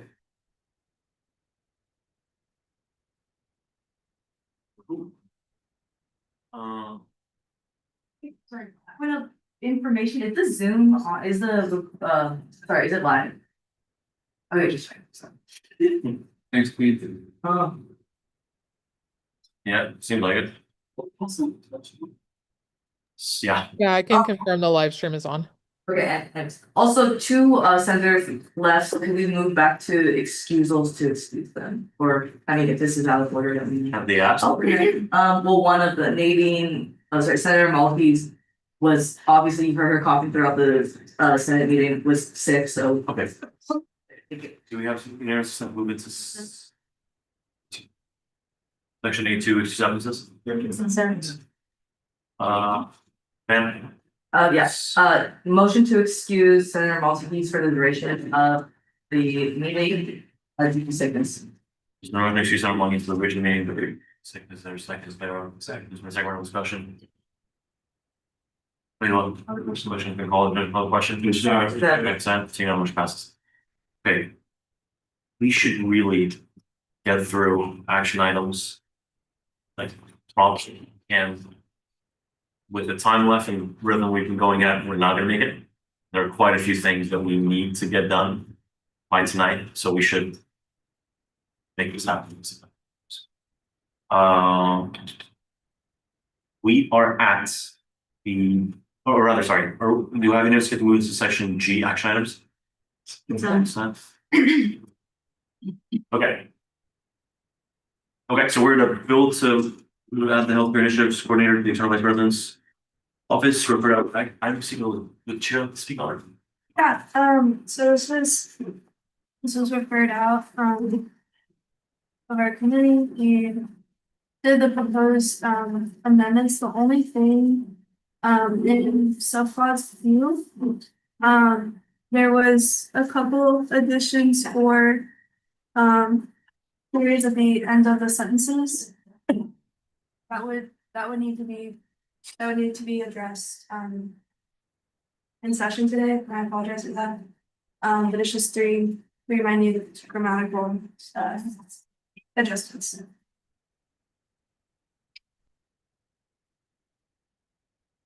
Okay. If anyone knows if the bill is urgent, then we can deal with it today. Otherwise, I would be in favor of just tabling it to any committee so they can make those in committee. We can pass it just to not deal with it today. But I don't really think. Those are for you can appeal his requests, and otherwise they won't be about paragraph for the court. So what was it, could you very briefly state what the problem was again? Yeah, of course. So we made the recommended amendments. In section item, or I'm sorry, in section Q, there are 3 periods that we do need to add very quickly, and that should be one. I'd be down with motion open. Motion to open a bill to add the healthcare initiative coordinator to the external vice president for local affairs funds. The motion to open the bill to add the healthcare initiatives coordinator to the sort of vice president's office, there a second? The second. No discussion. Thank Okay. Question, call the question. The agenda next time. You know, which passes. Did you have something? It's getting amended, it's gonna be detailed again. Bro. Point of information, can we just refer it to committee? They should move forward. I think the point is that It's in the once you amend it, it has to. It can't be voted without the. I see. I say we motion to close it. It doesn't change anything materially if there's no periods. We can, if we like have to deal with this, we can do it in a new bill or something next quarter, just touch it up. But like Sussman said, the point is to give this person their honoraria, so let's pass this bill tonight, not make any amendments, and then we can add those periods, which are minor detail that don't actually affect anything like later. Okay, yeah,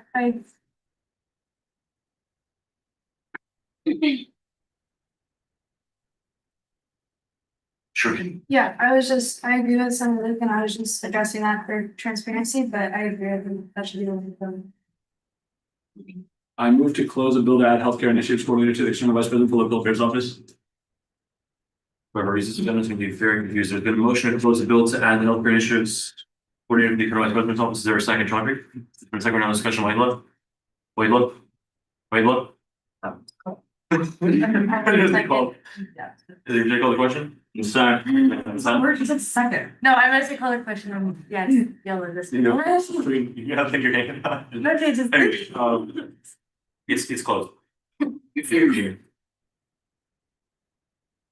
Oh, no. Motion to vote on a bill to add the healthcare initiatives coordinator to the external vice president's office. There's a vote on a bill to add the healthcare initiatives coordinator to the external vice president's office. Is there a second? Lucan, second. For the second round of discussion order. Call the question. Question has been called. Just call the question. Zach. Can you drink like 10? Seeing none. Wait, doesn't pass. Where do you hand up? Hands up for yes.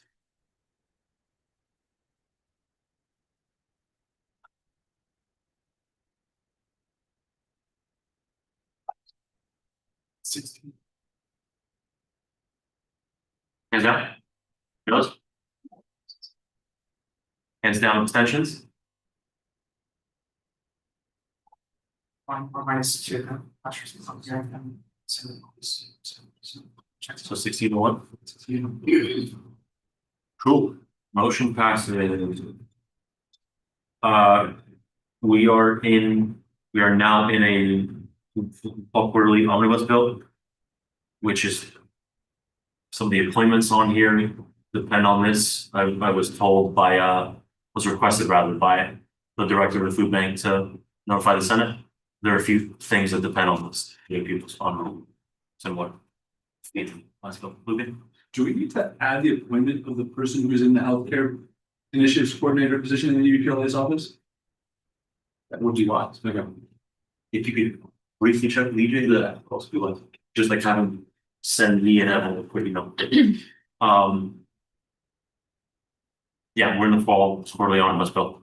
If the chair of advocacy would like to briefly speak on the bill.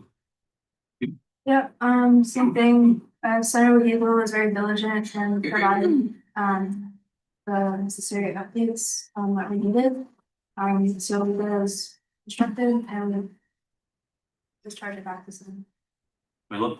After communicating about this just committee wise and just, I want to reiterate from the last meetings we had or so regarding towards certain that we try to communicate to them as well as from my own personal end to also come to advocacy meeting and stuff, to communicate about certain things that we particularly talk about regarding our previous meetings, but they did not attend or did not come or communicate properly for these in particular, and obviously because that the committee cannot rewrite other entities of the government approval, expand any communication that was not really there or not present there, so I think this is why people are, when things are made, I do want to have some questions regarding towards AG and stuff, because there were some particular things that were raised to us today from staff members, and I wanted to hear it because apparently the interpretations based on this could cause kind of causality towards this, so I'm not sure.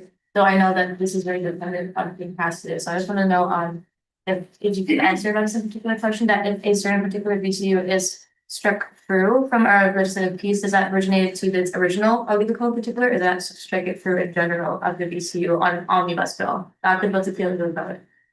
If you have any interpretation on that. Can you answer your question with them?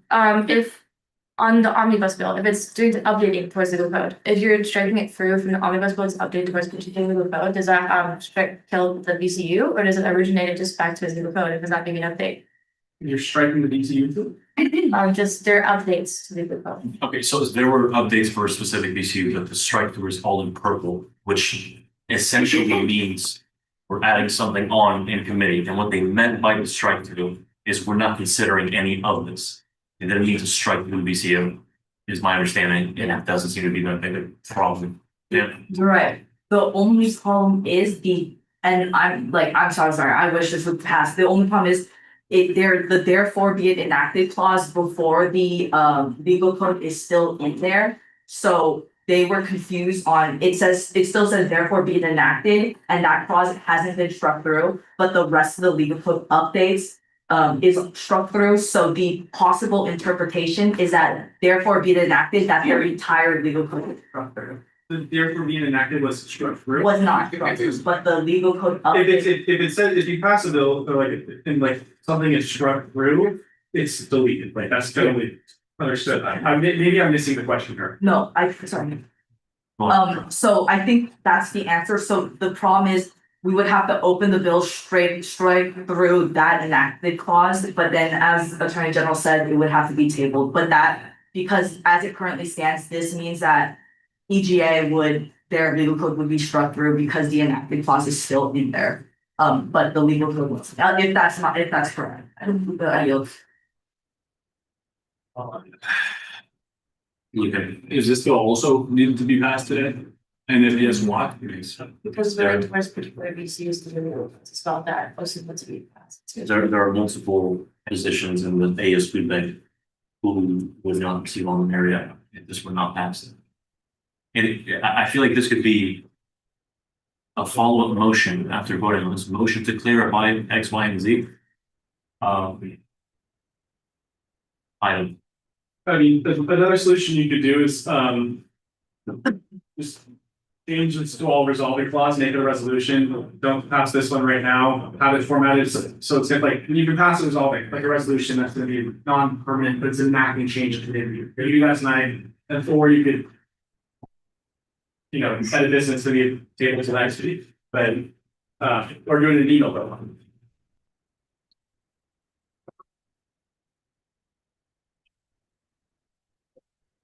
And Would we not pass it or table it like for a week, do the changes, and then if there's any concern there on Auraria because it's procedural on the second end, they could have a JC, they could take it up with JC.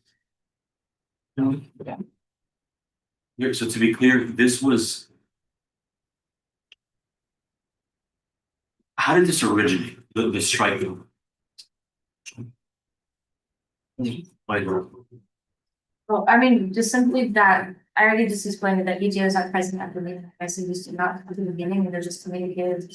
This is the interpretation about it, because they're not there to add an additional kind of students, this is 1,000 students.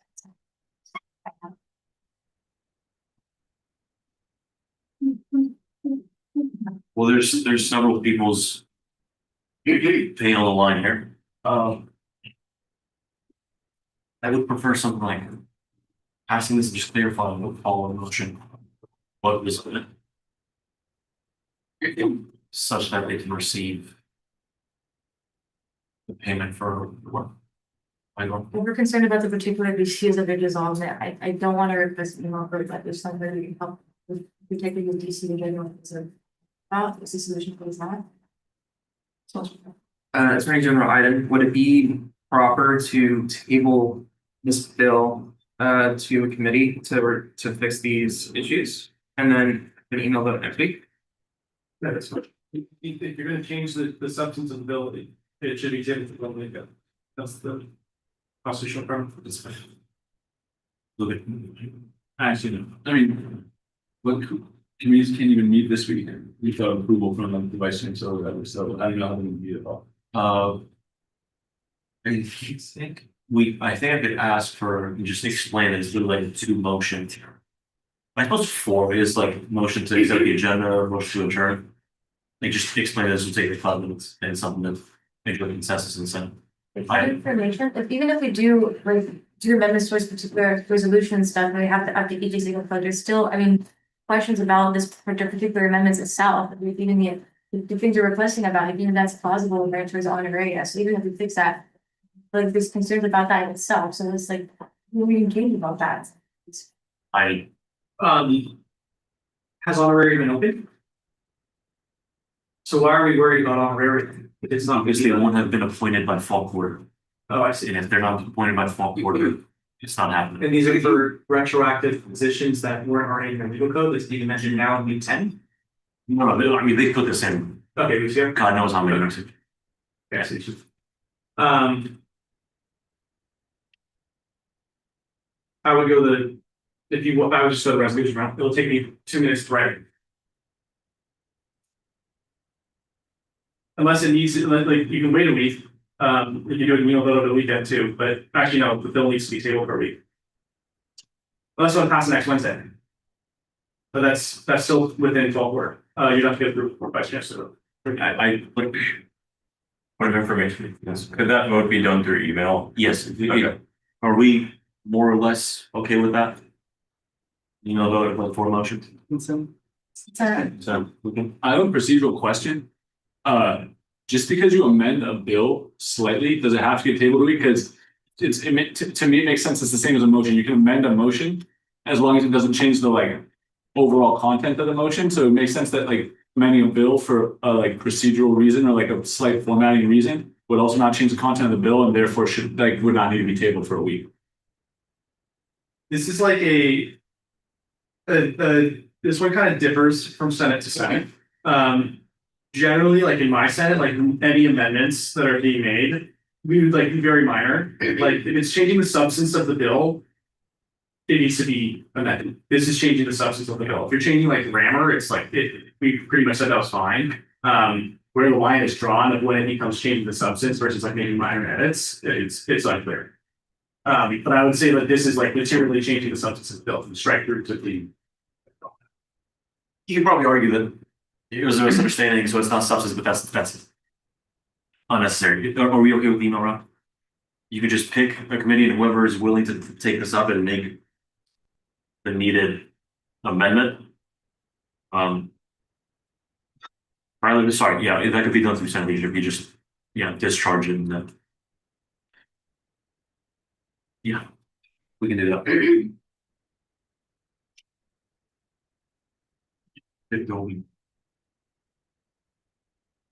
Information, what is the resolution now? I'm confused because you explained it, but I have no idea. You just write a resolution with the exact same substance of your bill, and pass it. And you can pass it tonight. Yeah, but that you would also have to pass the bills and state this long term. So I would most come a motion on Luke, yeah.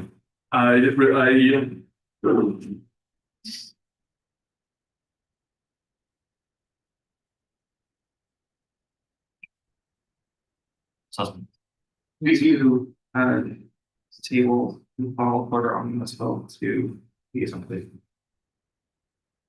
There's been a motion to refer the fall quarter omnibus bill to liaison committee. Is there a second lead? Is everyone else discussion? Claire, question, additional question? The objection, consent? Now, which best, again, there will be no additional work on the liaison committee, it just goes in, and then in next week's email vote, we've discharged and we make the amendments and we vote on. What's that? Wait, that's I just don't want to work there. For information, if we're discharging and then referring it to the liaison committee, does that mean they have to get approval for the vice chancellor to do it as emergency meeting this week? All these times? So there's nothing needed from the liaison committee. I will ask the associate vice chancellor for permission for the email vote. And one of the things will be discharge, vote. Like discharge, amend, vote.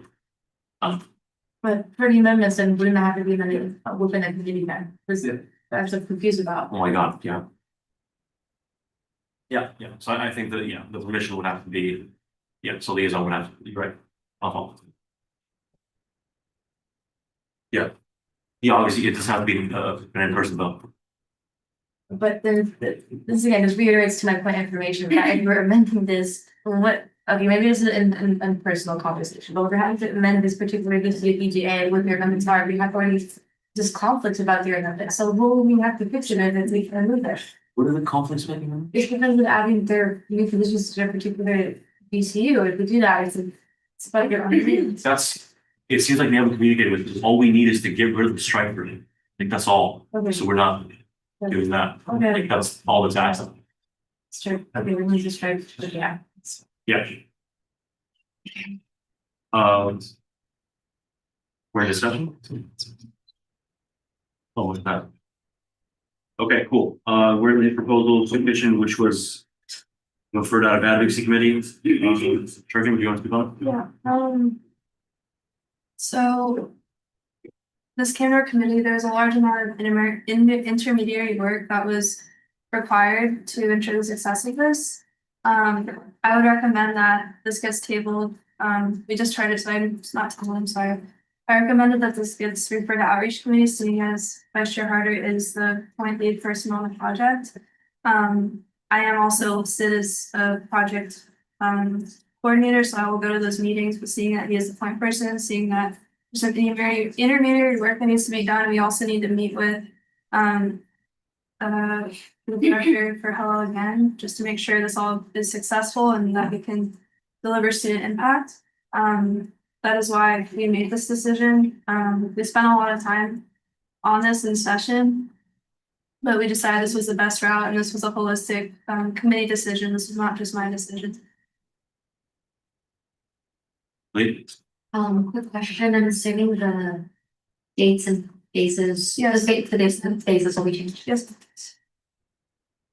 One of these referred to outreach, is that right? Thanks. For HIP proposal, super kitchen outreach committee.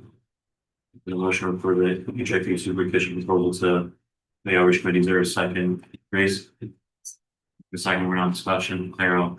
Commissioners McCall, judge call the question. Commissioner like consent, so you know, motion passes and outreach it is.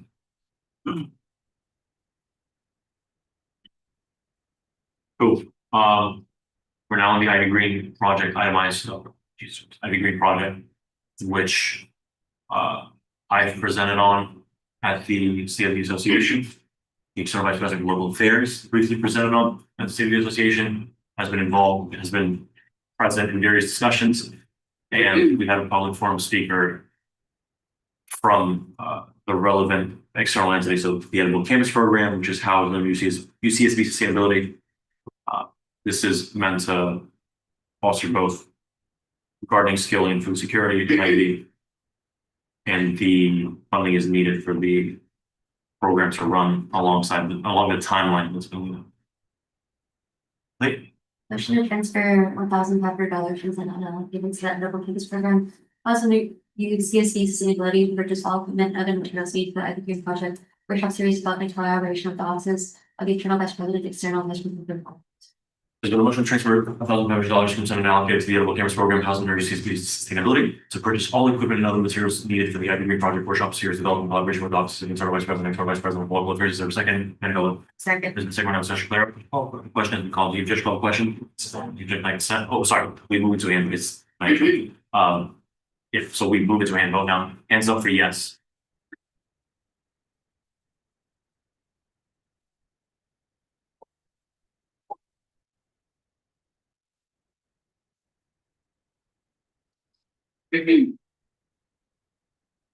Hands down.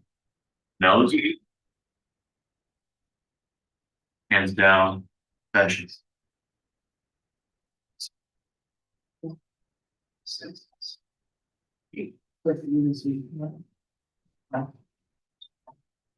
I mean. Okay. No, I just don't count. Oh, 16. 10. Oh, wait. What? Okay, much better. All right, now we're on the COC budget request, which the vice chair of COC presented on 2 weeks ago. A representative of COC presented on 2 weeks ago on what they would need on this. The request is also attached. I will open discussions, motions. This issue or the outreach recruitment.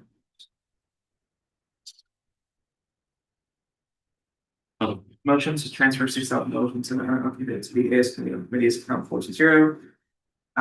To cover budget discrepancies and support operation needs for the remainder of these. Is There's been a motion to transfer $6,000 from Senate allocated to the AS Committee on Committees account for 20 to cover budget discrepancies and support operational and outreach needs for the remainder of the 2025-26 academic year. Is there a second, Chair? There's been a second round of discussion. No discussion.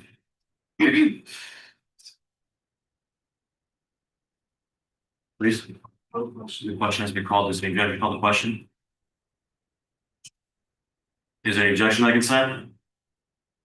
Okay, it's financial, so we move into a hand vote. Hands up for yes, please.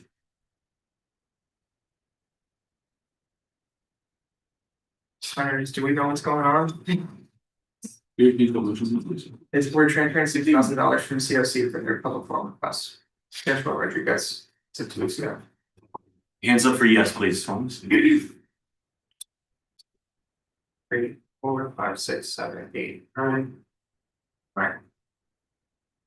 Hands down, no's. 1, 2, Hands down, abstentions. 1, 2, 3, 4, 5, 6, 7.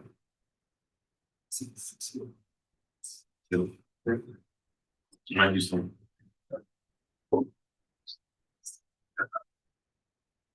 Okay.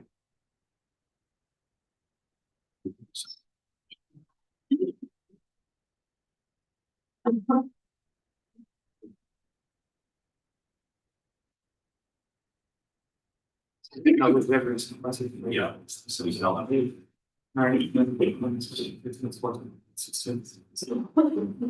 That's very good. All right, good news again. Hands up for yes. 1, 2, 3, 4, 5, 6, 7, 8. 8. Hands down, no's. 1 second. Oh, no, are you yes or no? Oh, shit. You're yes. Yes. So 2 no's. Hands down, abstentions. 1, 2, 3, 4, 5, 6, 7. 8. 7. Was not raising her hand, but she was telling them. Yeah, she goes. Then 7. Okay, so we're fine, please, yeah. Okay, motion passes, can that be reflected, please? John? Did Senator Lee made a whole sheet for counting votes the other day? Yeah, we should start implementing Yeah, that. we Or should just use that. let's connect with one board and do that, that would be lovely. Yeah. Okay, we're now going to build some modernized honoraria, referred out of finance, the chair like to speak. There's amendments, you guys. Right. I mean, the intention of, so the amendments basically added, for the standard deductions, so there's a section on the amount of deductions on excused absences and unexcused absences and a few requirements on that. There's also a separate section under 6 for permanent fellows. For their amount, so basically for their amount on theirs, but yeah, I think that's all of it. Yeah. So. Yeah, the amendments to this bill were purely procedural. The Pyramid Fellowship is not a new adjustment that was passed in the summer under the Pyramid Fellowship bill. The Senate deductions are new, but they're very much needed as attendance is quite horrendous, as we've seen, especially as State of the Association, which was a brand new event, which many senators do not attend. So that's to keep you guys in check. And if you are unexcused, you can always email us. Or if you need to be excused, you can always email us, which doesn't matter. The rest of this bill, in my mind, does need to pass as soon as possible because this new honorary system needs to be in check before winter quarter. So that way financial operations can start on the fall honorary processing. Again, Melanie and I have been working on this bill since September with financial operations, with staff, with Sean, with Michael, Ollie, Marissa. This has gone through several checks. The latest one was just again the attendance for senators in the Pyramid Fellowship, which again had our attendance. Any questions or no questions? Lee? You might have just said this, but Can a senator be retroactively excused for an absence or not? That's an AG question. Yeah. Edit. That's what we're not. Can it's, on our amendment, it's like if unexcused absence is a 50% deduction, or percent deduction for honor area, so I was wondering if like, an absence be retroactively, or is that right, excused? I don't see a reason why not. I give a valid reason. I'm also gonna bring this up, and I know you're gonna be mad at me, so I think this, I didn't realize that this was a change to honor area, that amendment, but no, I knew it was a change to honor, that this amendment is an further change on the bill. This one should be tabled as well. I'm sorry. Why is that the case? If you look at our constitution, it says any amendments to bylaws must be tabled for 1 week. It must be. The amendments were in finance, or the finance committee, which took place this past week. And the original bill was introduced 2 weeks ago. You guys can go ahead and pass it if you want, but I'm just saying like this could be contested in judicial council, like you're opening yourselves up to the irrelevant.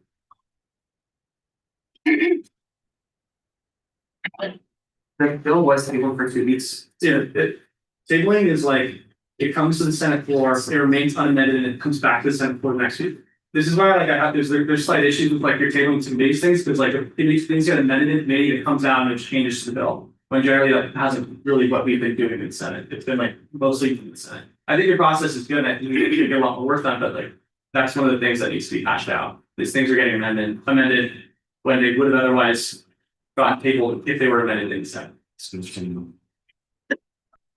Hypothetically, let's say the Senate really likes this bill, right? And it is decided to pass it. And there's issue with judicial council with it, let's just be repassed.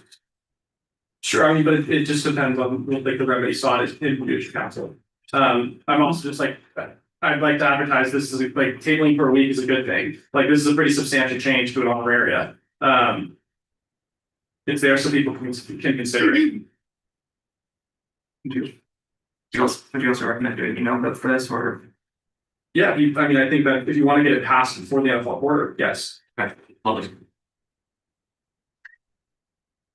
Floor's open.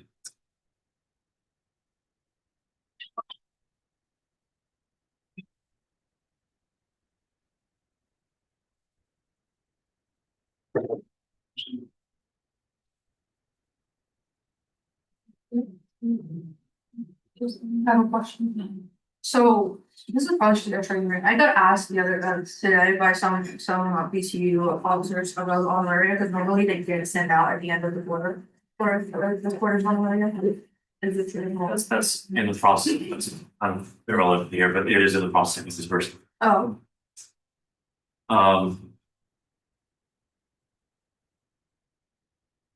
We could just leave it as is, right? They just covered the email vote next week. Yeah.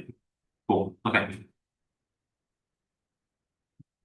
Well, I just, yeah, but if I may say this wrong, so motion to table a bill to modernize honor areas. Okay, motion to table a bill to modernize honor area. like, we don't need to. Oh, okay, actually, the motion just. Yeah, interesting. Oh, I rescind my.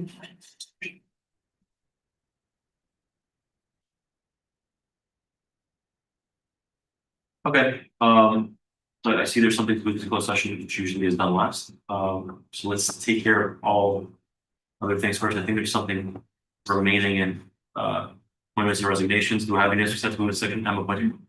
Zach, objection?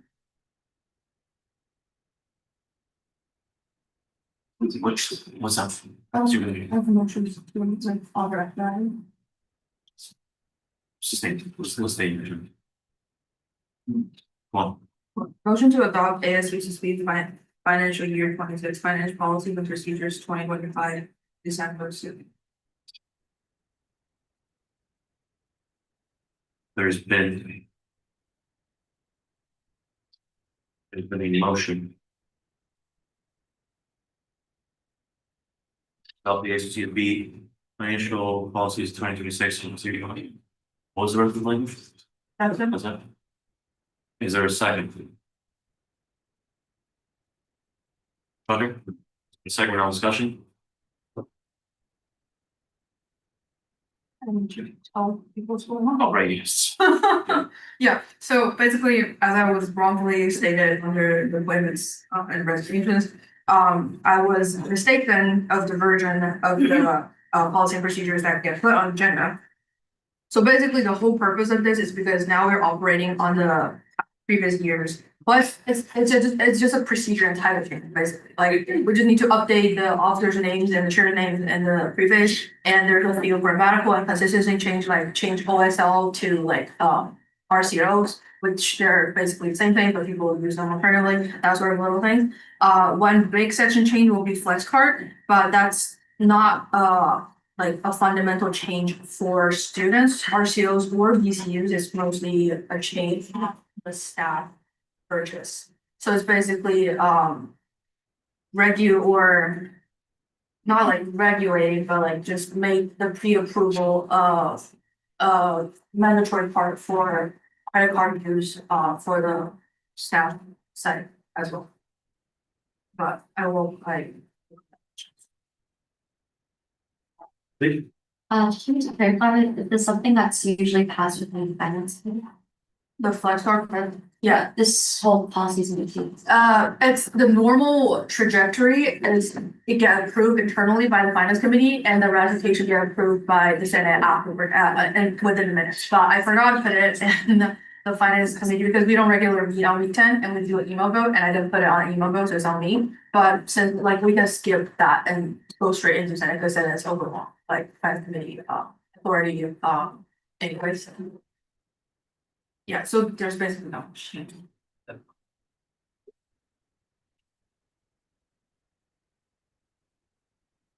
Discussion. Late. Follow-up question, does your committee aware of the changes? Oh, yeah, it was put on the agenda 2 weeks ago already. We were, so what the original plan was to table it until the next first meeting of finance committee, but I was informed by the advisors that they would rather have a procedure change take earlier as possible and the later ratification can be added on later.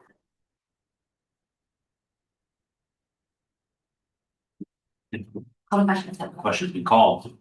Is there any objection to call the question? Please, This doesn't have any financial impact on Well, you can argue it's always going to have, it's fine. Just. But he knows are okay, we're doing. Let's move to a hand vote. Hands up for yes. Keep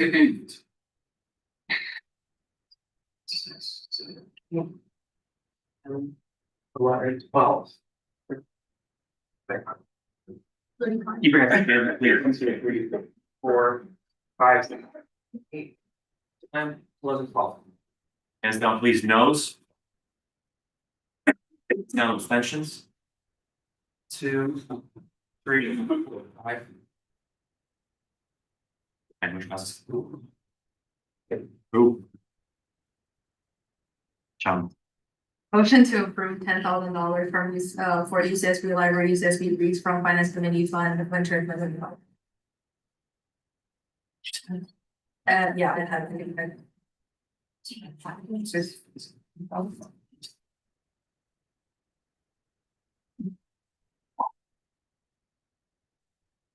Robert.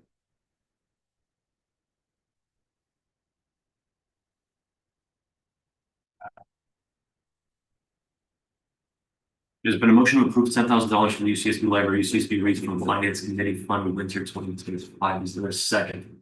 Oh. It's supposed to be 26 September. You mean 26? Yeah, I mean. 26. Is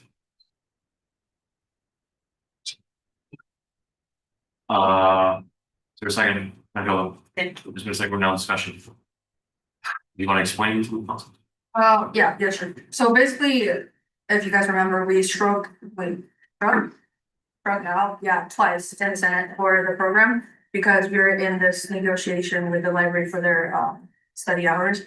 I mean, since that part is kind of resolved, the project manager or director of the UCSB Reads emailed us and asked us to reconsider the request. And the event itself is pretty like it's continued for like, I think, 5 to 7 years, and it was like a huge event when they give free books to students. It's a free to all student partner. They basically invite authors of the books they're gonna send out for free for students, do like a free seminar, and it's just a good event. So since the library negotiation is out of the way, so it's kind of reasonable to split them for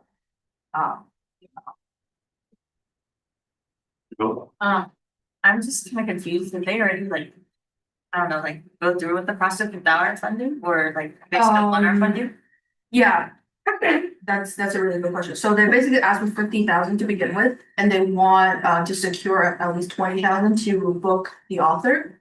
They went on to be able to book their author without our fund of 20,000, but they will still appreciate that we've helped them with the distribution of free books, because this year they're trying to make a larger scale of the event, so they want to send out more free books. So this is kind of just for the books. I was on the email thread too, and from what I remember of the wording, it was essentially the range of the program would depend on how much you provide state funding. So how many students are reaching this kind of thing. And if I'm getting context right, last year for UCSB Reads, or rather last term, finance approved 5,000. This year they requested 50,000, which is like a lot more. And 10 is somewhat more within the range of what has been precedent. Is that correct? Heather. Why are we giving double the amount of funding than we did last year? Why don't we just, with that mentality, we can just keep doubling it each and every year? Like, we should not be spending money on non-AS related things, because it makes the university think they can keep getting money out of us. We talked about this before. Why are we just like, oh, 10 grand, sure. Like, the library hasn't fulfilled many things related to their promise. Now we're just like, oh, you kind of did, here's 10 grand. That's my thoughts.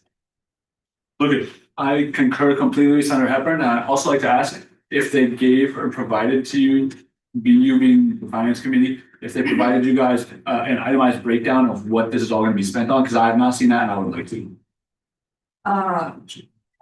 Sure. So basically all the detailed information I fully downloaded in both all centers. It's on the portal, the flux that I can access. I can send it to everyone. But basically, the reason why the funding was double is because the scale of the event is double. So last year they sent out like 100.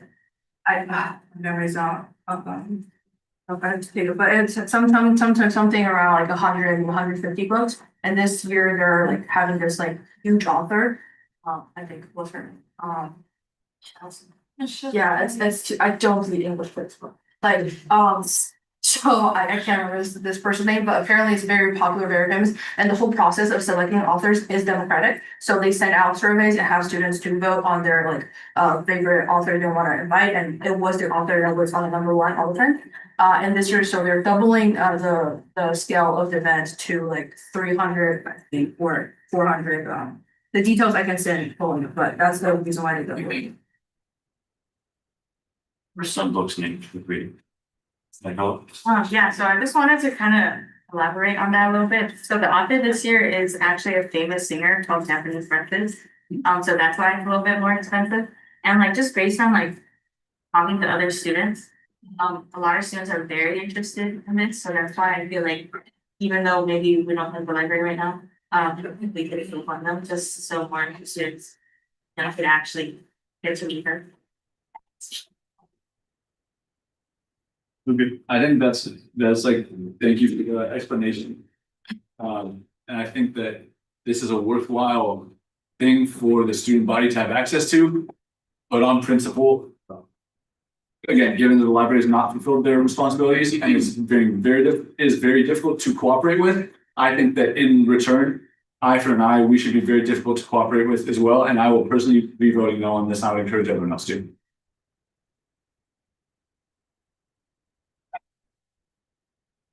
Fair. Here's a question. Hypothetically, and the bottom line is, will students know that AS funded this event?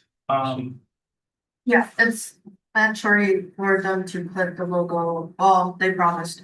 It's financial policies and procedures. They have to do it every year. And this is one of the events historically that has had that be present a lot more than others. If you look at the UCSB president page every year, you know, Yang and the ASUCSB president will pose up with whatever the book is.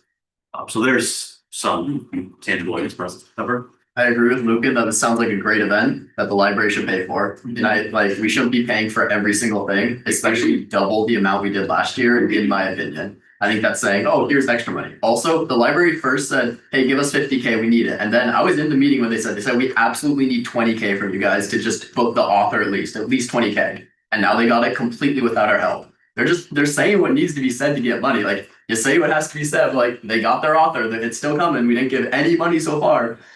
Why shove 10K at them? I would be understanding if this motion were rejected and then another were made for 5K. But even then, I mean, the library's been so bad to cooperate with. So I certainly see no reason to double it if give them anything. I yield. Audrey? I think that we should keep that in mind, that this event, is open and free for everyone. Again, I know that there's a lot of like thoughts and stuff about like the library hours being cut and stuff, but also keep in mind, this is a department that's separate from, like it's in the library, but it's like a different department. Not everything is under their control as well. Also, looking at their finance committee request, the 10,000 they're asking for is like, it's in the line item.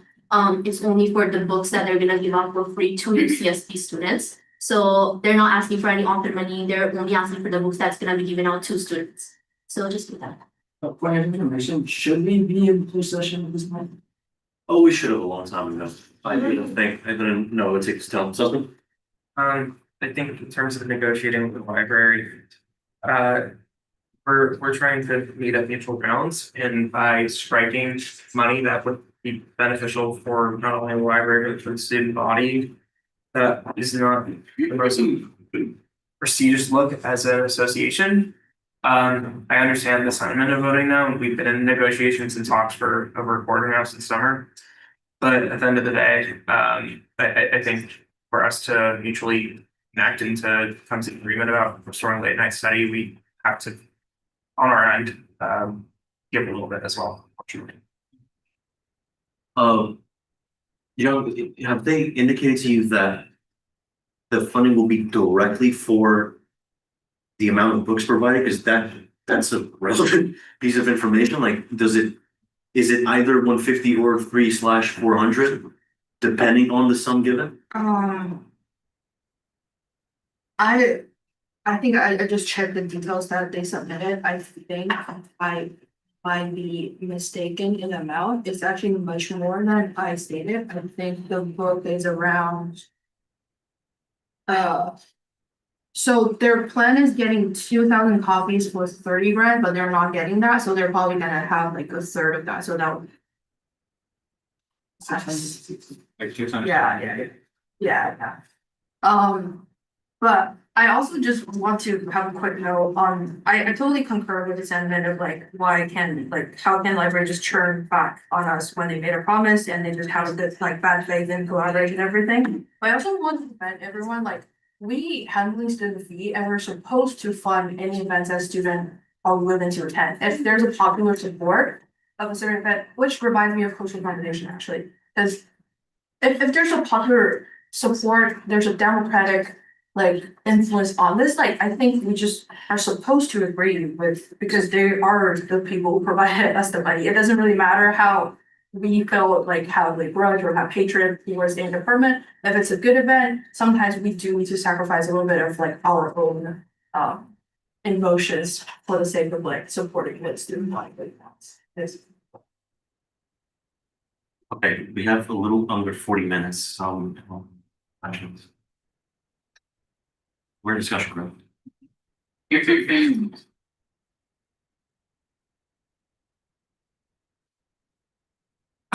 One question.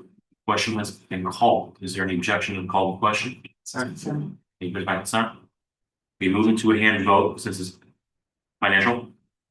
A yes means yes, and no means no. Yeah. Hands up for yes.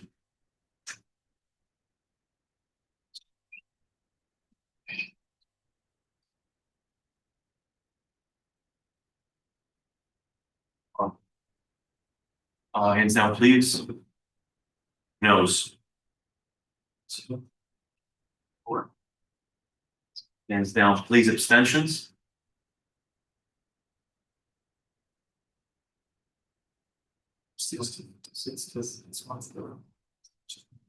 Oh, Vote 12 for.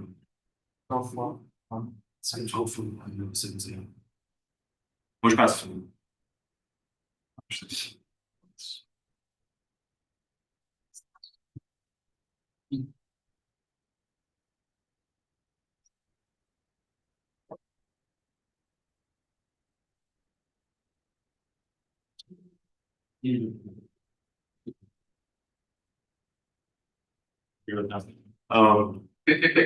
Okay.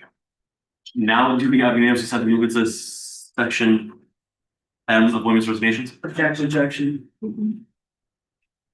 Just want to make the motion. So. Yeah. In actions? Yeah. Order? Yeah.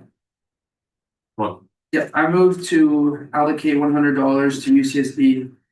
180 Consulting UCSB from Senate allocated.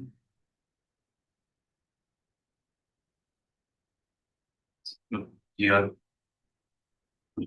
What was it again? Motion to allocate $100 to 180 Consulting UCSB from Senate unallocated. There's been a motion to allocate $100 to 180 consulting at UCSB from Senate and allocated.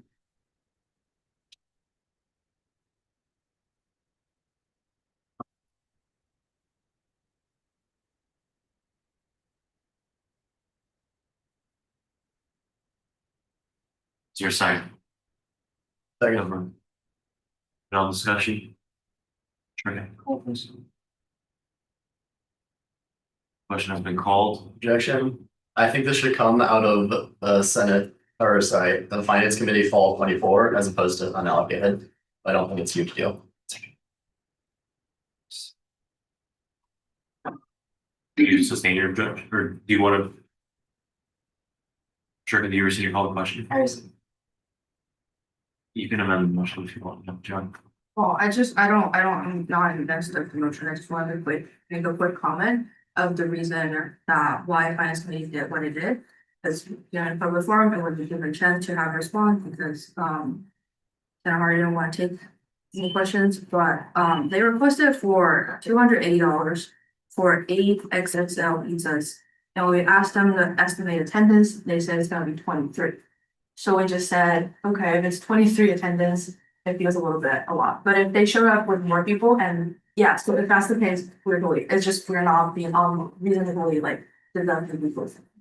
But just. Very quickly, a bunch of people. It was like 40. Yeah, so that, Yeah, exactly. That's the other. There might be a huge issue here. The minutes of the Finance Committee says Senator Jane saying, how many people are you expecting? And the speaker says 30 to 40 people. Oh, okay, yeah, 30. Oh, Yeah, sorry, I remember it wrong, but 30, 40 still, we thought is the excess of this 8 excess bill, so that's costly. okay. That's an average of 7.5, or if it's 30 people, $10 per person for your senator's information. Yeah, but I wanna respond, if you read until the deliberation part. Was talking about the decision made by the officers with their full. Like I said, I'm not removing responsibility as chair, but it wasn't something that I intentionally, well, it sounds like he's making me intentionally doing this, but. Let's not speak the time. Either way. Still in sessions. $100. Dan, Call the question. question has been called. Was your judge called the question? That's it. Is that Like I said. Hands up for yes, please. 6, 7, 8, 9, 10, 11, 12, 13, 14. Well, you keep your hands up, please. 6, 7, 8, 9, 10, 11, 12, 13, 14. 15. Okay, hands down, no's. Hands down, abstentions. To the 51-1. Motion passes.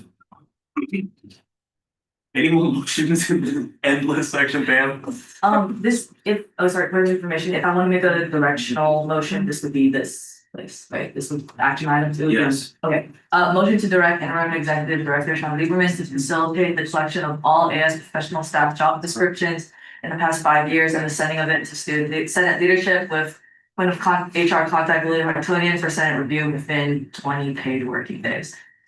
He's better than time. This was sent to Melanie. I'm sorry, I did add You're able to. within the past 5 years. Okay, I can send it to The senators. Thank you. I sent it to you guys or something. The point variation I did add in the past 5 years, just in case it might be hard to do every single one. If it's unclear that it would assume like every single one ever. So just the past 5 years. Okay,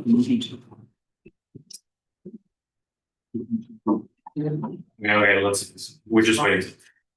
It was that. You're perfect. In the past 5 years. Sorry, I've added in one.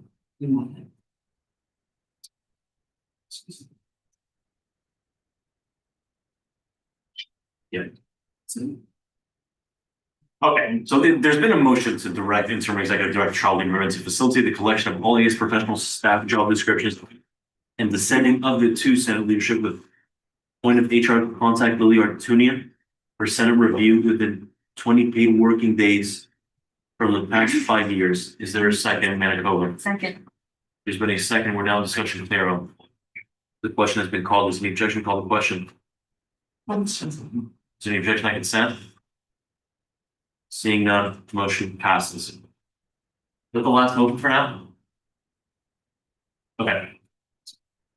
No, we're doing a moment. Do we have, you have scheduled section M, appointments or resignations? Senate.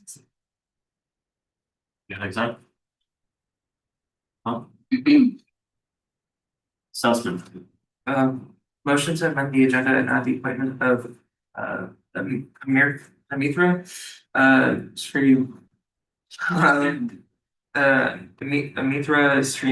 Srinivasan as healthcare initiatives coordinator to the office of the external vice president for local affairs, so as far as insurance. I don't know why he volunteers to say these. Motion to amend the agenda and add the employment of Amrita Srinivasan as healthcare initiatives coordinator to the office of the external vice president for local affairs. There's second charge. There's been a second, we're now in discussion. Clear up.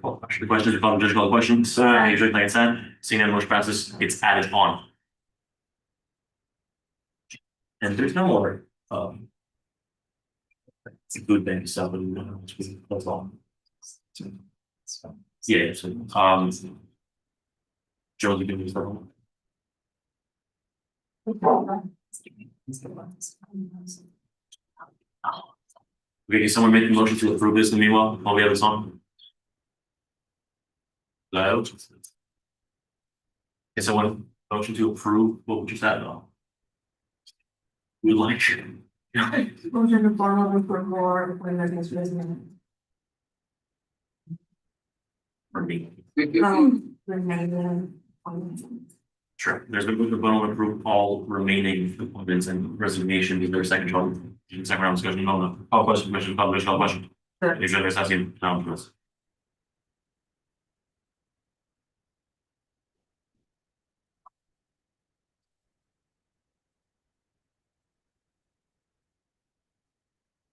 That was that.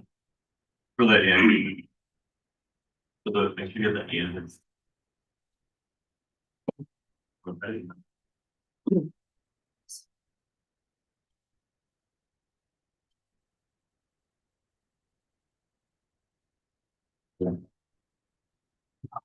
That's how I did it. Okay,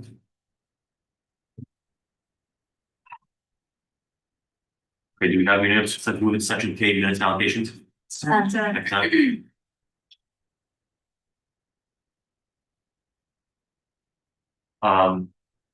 Sussman. Just put a motion to bundle and approve all minutes not getting second summary. The second round discussion. Clear. Question has been called. Additional question? That's. You got consent, seeing none. All options passes. That's it. All right, who's trying to do some closed session? Me neither. Do we have any interest in moving back into section G action items? Makes sense. You know, something. Motion to move into closed session regarding the release of Ivy Park's funds and staff reorg chart, with all present minutes takers, the attorney general and judicial council chairs. And Sean. And, probably, Jason Ryan. Secondly. Sorry, was that in possible?